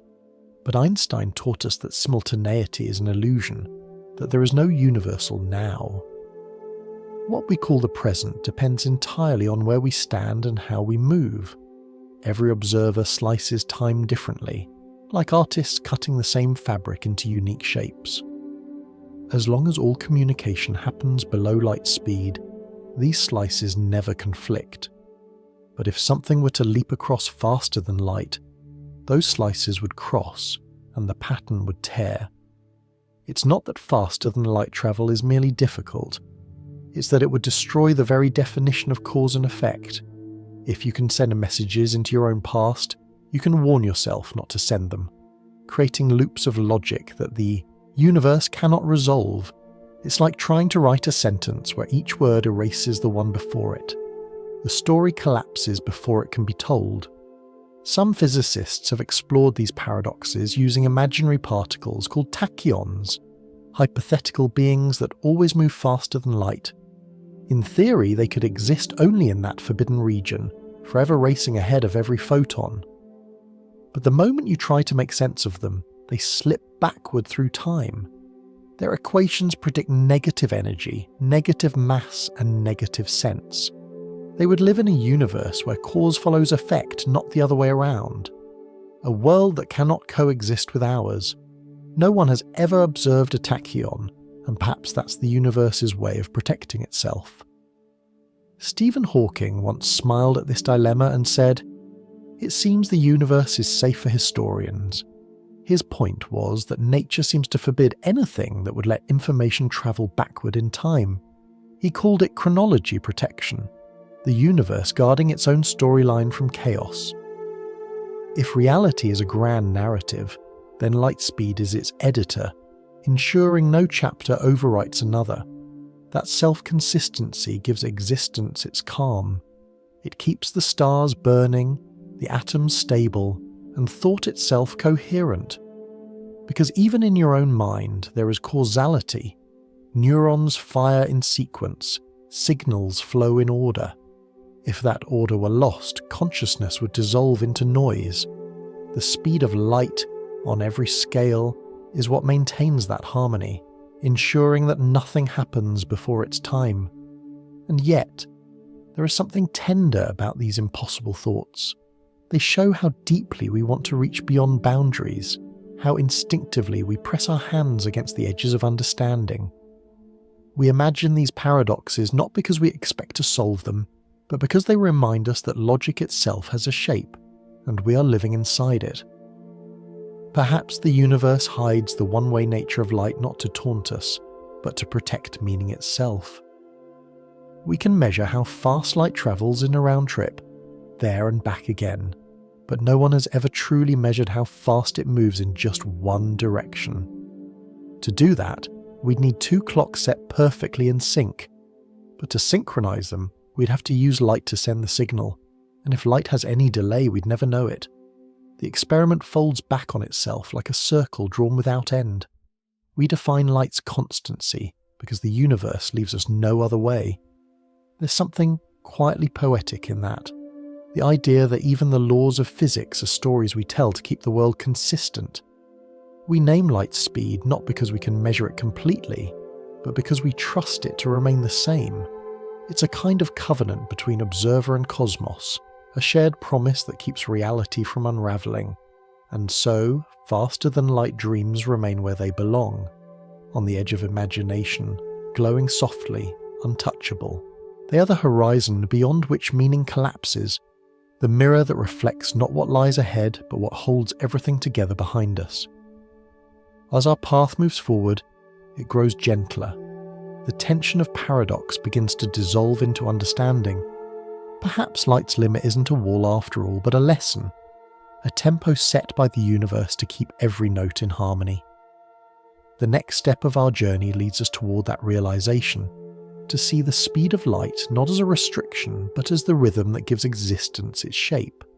Our quiet exploration now turns to that deeper reflection, to the meaning of the limit itself, and what it teaches us about balance, stability, and the quiet art of simply being. For so long, humanity has looked at the speed of light as a kind of wall, the final barrier separating us from the infinite. We've called it a limit, a constraint, an impassable frontier. But maybe that word, limit, misses the quiet grace of what it really is. The more we understand light, the more it feels less like a locked door and more like a steady rhythm, a cosmic tempo that keeps everything in tune. If you listen closely enough, the universe hums. The hum is not sound, of course, but pattern, an invisible coordination between matter, motion, and energy. The speed of light is part of that pattern. It is the tempo that time and space use to stay in sync. It keeps the dance from falling apart. Every particle, every vibration, every event plays its own note in that vast composition. The slower movements of planets and moons follow their orbits like basslines, deep and patient. Atoms vibrate in high notes of precision, keeping rhythm through the tick of quantum transitions. And light, that constant, unwavering measure, is the metronome.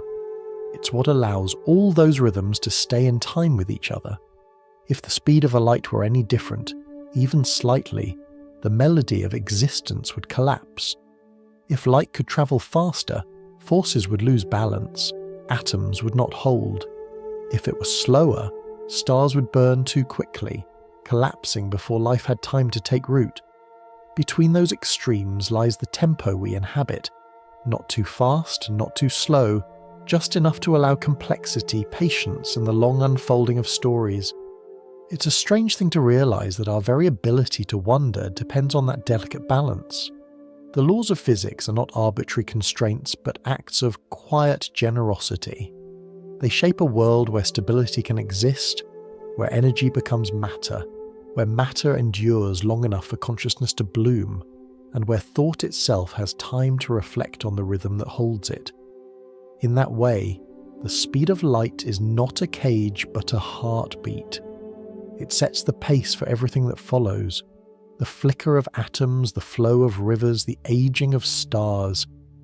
Even our perception of time, the slow march from morning to evening, is built upon the way light connects events.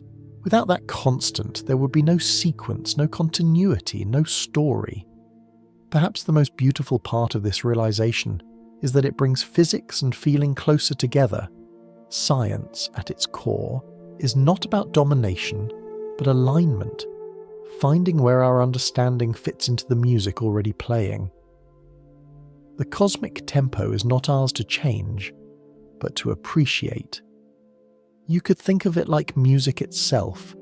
Every song needs a time signature, a rhythm that keeps the melody coherent. Too fast and the notes blur into chaos. Too slow and the song never breathes. The universe, in its quiet precision, found its own tempo, written into the speed of light. It's the measure by which galaxies spin, stars pulse, and hearts beat. And yet, like all good music, this tempo isn't rigid.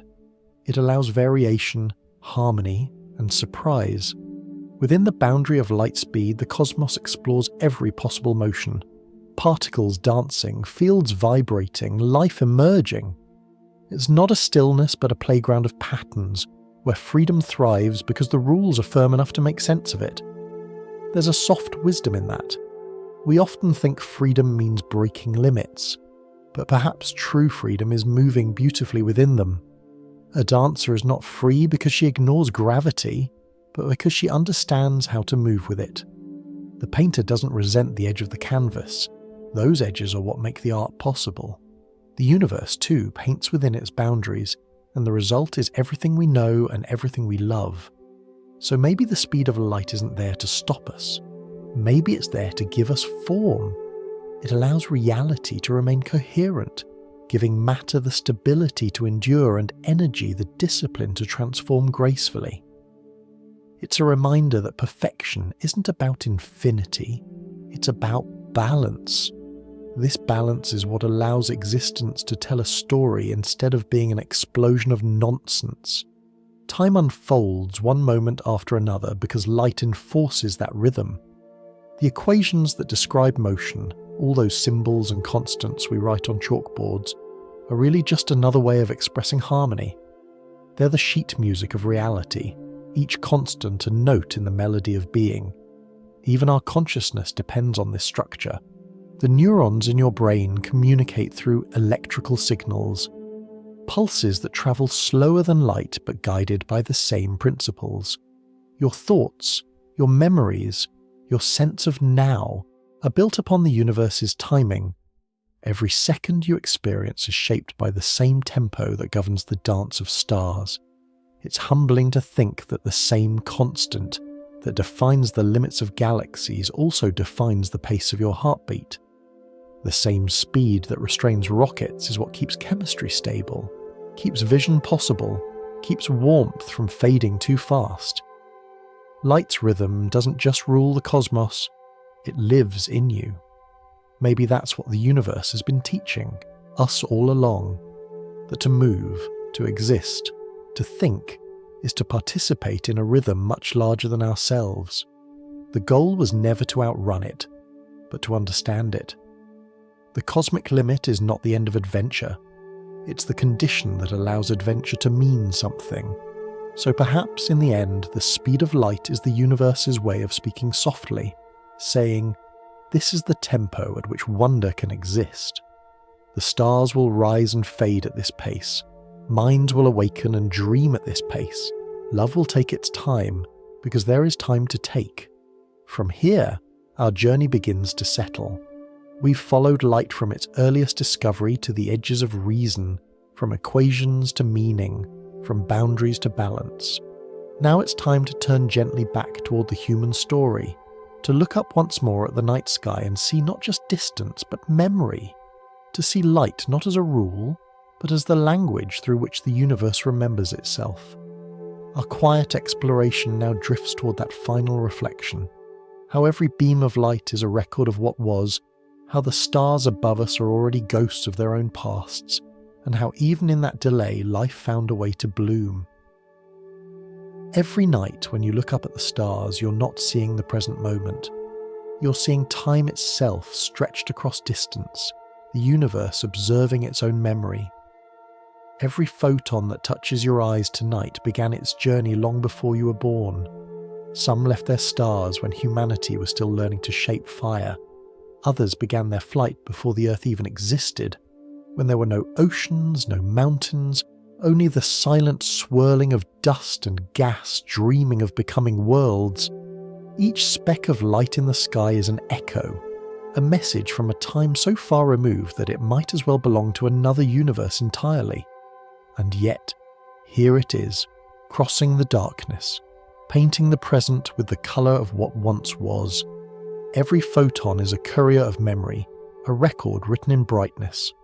To look into the night sky is to gaze not into space, but into the long corridor of the past. If you could stretch your arms wide enough to touch those distant suns, you'd be touching ancient moments that have long faded where they began. Some of those stars have already died, their light still travelling, unaware that the source has vanished. The sky, then, is a museum of ghosts, a gallery where each point of light is a preserved instant of cosmic history. The farther you look, the older the exhibit becomes, and yet, it's not a sad museum, it's alive. Because in those ancient rays, the universe is watching itself. Each photon bouncing off your eyes is part of an endless dialogue. The cosmos seeing, being seen, and knowing that it exists through the act of illumination. If light is the fastest messenger possible, then we live in the slow unfolding of its stories. Everything we experience happens under its permission. We never truly see anything, as it is. We see it as it was, delayed by distance and shaped by light's steady pace. Even the sun, so near and familiar, is a memory 8 minutes old. When you watch the dawn break, you're greeting an event that has already happened, catching up with it as its message finally arrives. The deeper into space we look, the deeper into time we travel.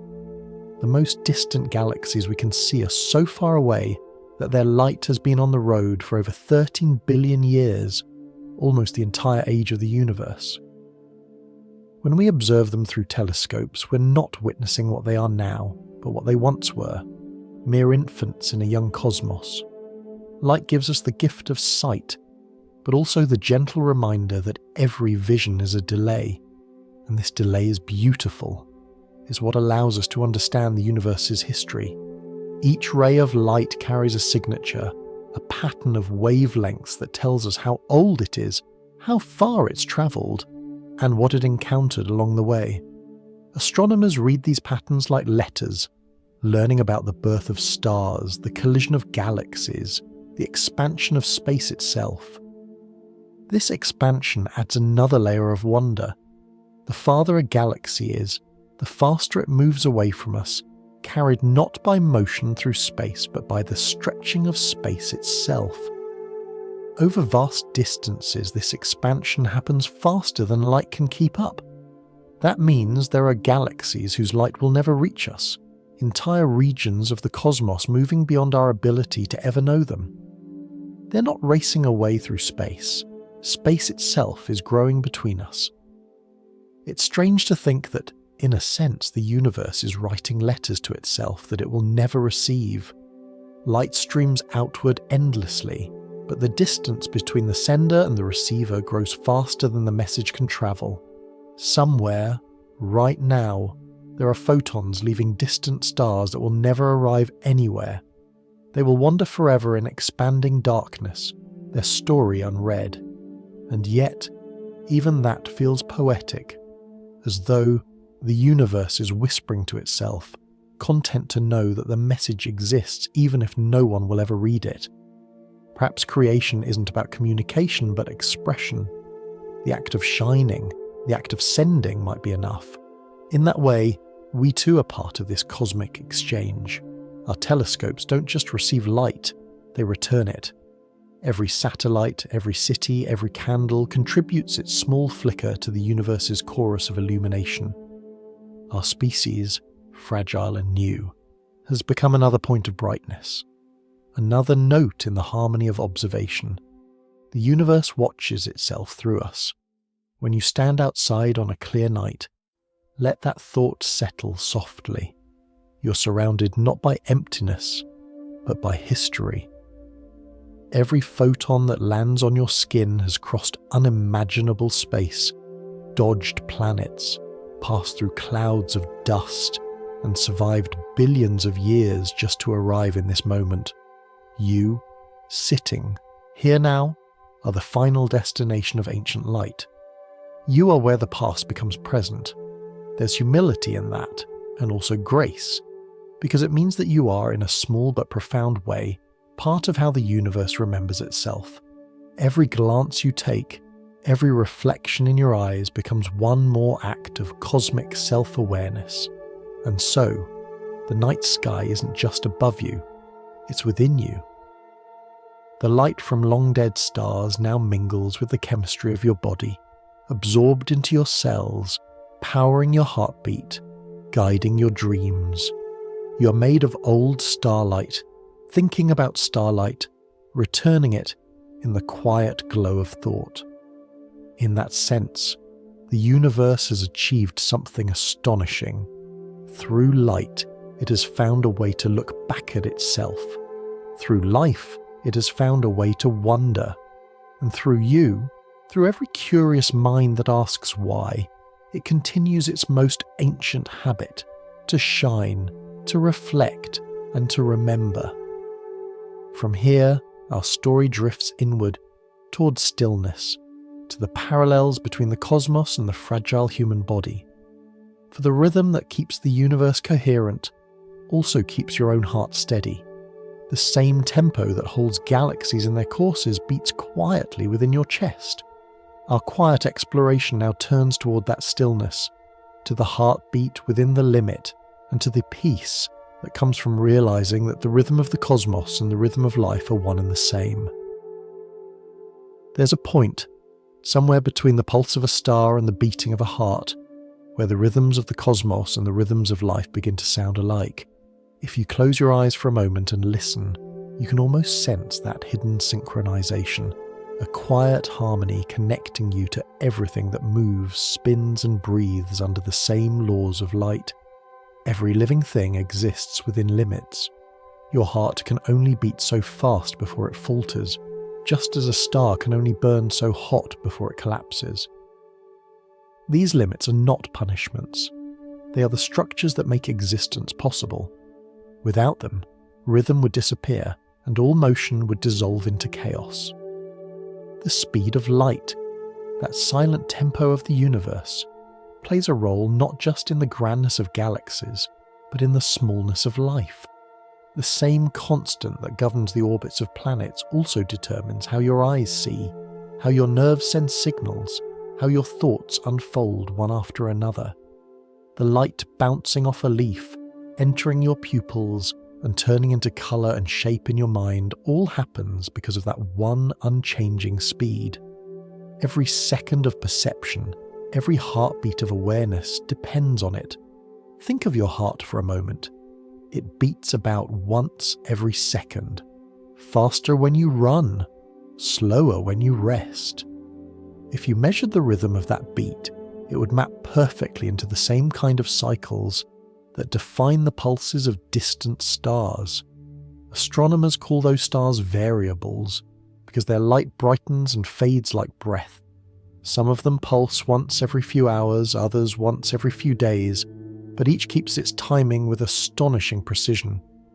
Their flickers are the universe's own heartbeat, scaled up to cosmic size, and if you compare that cosmic pulse to your own, the pattern feels familiar. It's the same story, told in different languages, the story of balance. Both you and the stars live in a kind of equilibrium, a dance between expansion and collapse, motion and rest. What keeps that balance stable is not strength but harmony. In your chest it's blood and oxygen, in the stars it's gravity and fusion. But the principle is the same. Each beat, each flicker is a negotiation between energy and structure, between what pushes outward and what holds everything together. Now imagine if the rules changed. If the speed of a light were faster, the balance between energy and matter would break. Atoms might fail to bind, chemical reactions might happen too quickly, and the delicate chain that allows life to exist could snap. If the speed of light was slower, gravity would dominate. Stars would collapse before they could stabilize. Time itself would drag until the universe froze in monotony. Somewhere in between those extremes lies the gentle tempo that allows warmth, chemistry, and thought to exist. It's remarkable that we live in the middle of that balance, not on its edge, but in its heart. Every act of creation, from the birth of a galaxy to the forming of a single cell, happens because of this equilibrium. The laws that prevent us from moving faster than light are the same ones that give us time to live, to think, to love, and to wonder. In a way, this limit we can never surpass is also the reason we can feel stillness at all. Stillness exists only because there's a measure of motion to compare it to. Without light's relentless travel, without time's steady march, the idea of calm would be meaningless. Even rest borrows its definition from motion. When your breathing slows, when your thoughts drift towards sleep, you're aligning yourself with that greater rhythm, not escaping movement, but joining the quieter parts of it. If you've ever stood by the sea at night, you've felt this rhythm firsthand. The waves roll in and recede in their endless pattern, each one shaped by gravity and time. You can stand there, heart matching their rhythm without realizing it. your breath falling into step with the pulse of water and wind. That sensation of being part of something both vast and peaceful is what the speed of light truly represents. It's the heartbeat of reality itself, the assurance that everything moves together, no matter how far apart it seems. When you look up at the stars, remember that their light is slow enough for you to see. The universe could have been made differently, faster, colder, more abrupt, but it wasn't. It's as if it wanted to be knowable. The distance between what happens and what is seen gives consciousness the space it needs to exist. If every event were instantaneous, there would be no memory, no sequence, no story. We live in the pause between light leaving and light arriving, in that small delay where awareness finds its home. In that sense, we are creatures of patience, born in the pauses between photons, living in the seconds stretched by distance. Our thoughts travel slower than light, our words slower still, but that slowness is what makes meaning possible. You cannot appreciate a song without the silence between its notes. You cannot recognize love without the time it takes to grow. You cannot understand light unless you experience shadow. So maybe the universe didn't design us to outrun light. Maybe it shaped us to understand it, to live in its company, to measure our lives by its passing, to find wonder in its constancy. Light shows us how to be steady, how to move without rushing, how to remain bright even in darkness. If you let yourself be quiet for a moment, you can almost feel it. The faint hum of energy in your body, the warmth that radiates through your skin, the pulse beneath your ribs. It's the same rhythm that governs galaxies scaled down to the softness of human life. Your body, without even trying, keeps tempo with the cosmos. And when you sleep, when your thoughts fade into stillness, the world doesn't stop moving. Planets continue to orbit. Light continues to travel. The great tempo continues, carrying you gently within it. To rest is to trust that rhythm, to surrender to it, knowing that it will hold steady even while you dream. Our quiet journey now turns toward its final chapter. Not a conclusion, but a soft return. We've wandered through the mechanics of motion, the boundaries of time, the meaning of speed and stillness. Now we come home to reflection, to the quiet truth waiting at the end of the race, where light is no longer something to chase, but something to rest within. At the end of every long journey, there comes a moment when movement gives way to reflection. The engine's quiet, the stars stop drifting, and you're left with the faint hum of thought. The realization that all roads, no matter how far they lead, eventually bring you home. Tonight, after wandering through centuries of discovery and light years of wonder, we arrive at that moment. Not to cross a finish line, but to look gently back at the path we followed and to understand what the journey was really about. We began with the first flicker of curiosity, Ole Rømer's quiet patience as he watched Jupiter's moons vanish and reappear, realizing that even light takes time.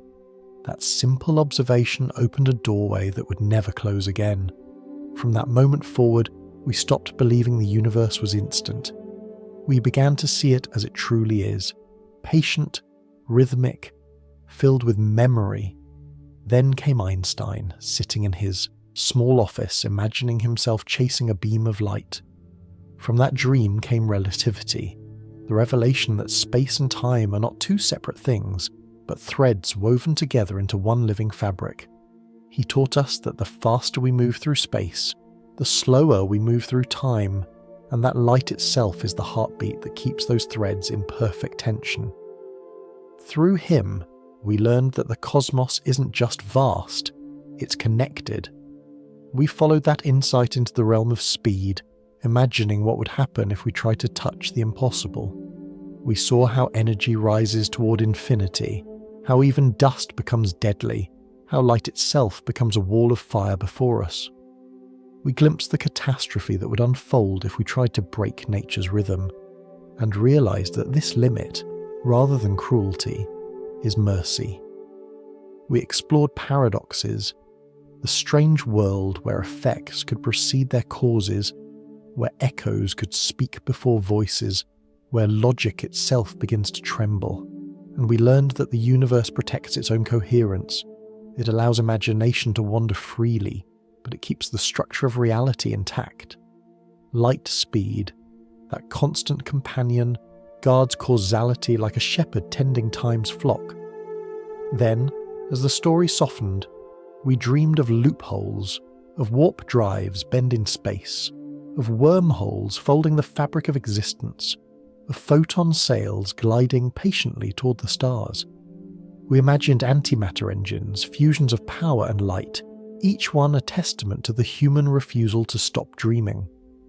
And through those dreams, we discovered that progress doesn't mean rebellion. It means partnership. To move beautifully within the laws of the universe is a greater act of freedom than to try to break them. Finally, we came to understand light not as a barrier, but as a bridge. Every ray that touches our eyes is a memory, a message from what once was. The night sky is not a ceiling, but an archive, a living museum of time. Every star we see has already changed or vanished, yet its light still travels, still speaks, still reaches us. We are surrounded by ghosts of brilliance, and those ghosts give us comfort, because they prove that light never truly leaves what it touches. And maybe that's the heart of it. Nothing outruns light, but light outruns nothing. It waits, it lingers, it records. Even the light from your own room, escaping through the window right now, will travel forever through the void, carrying a fragment of your existence. A brief warmth, a trace of thought.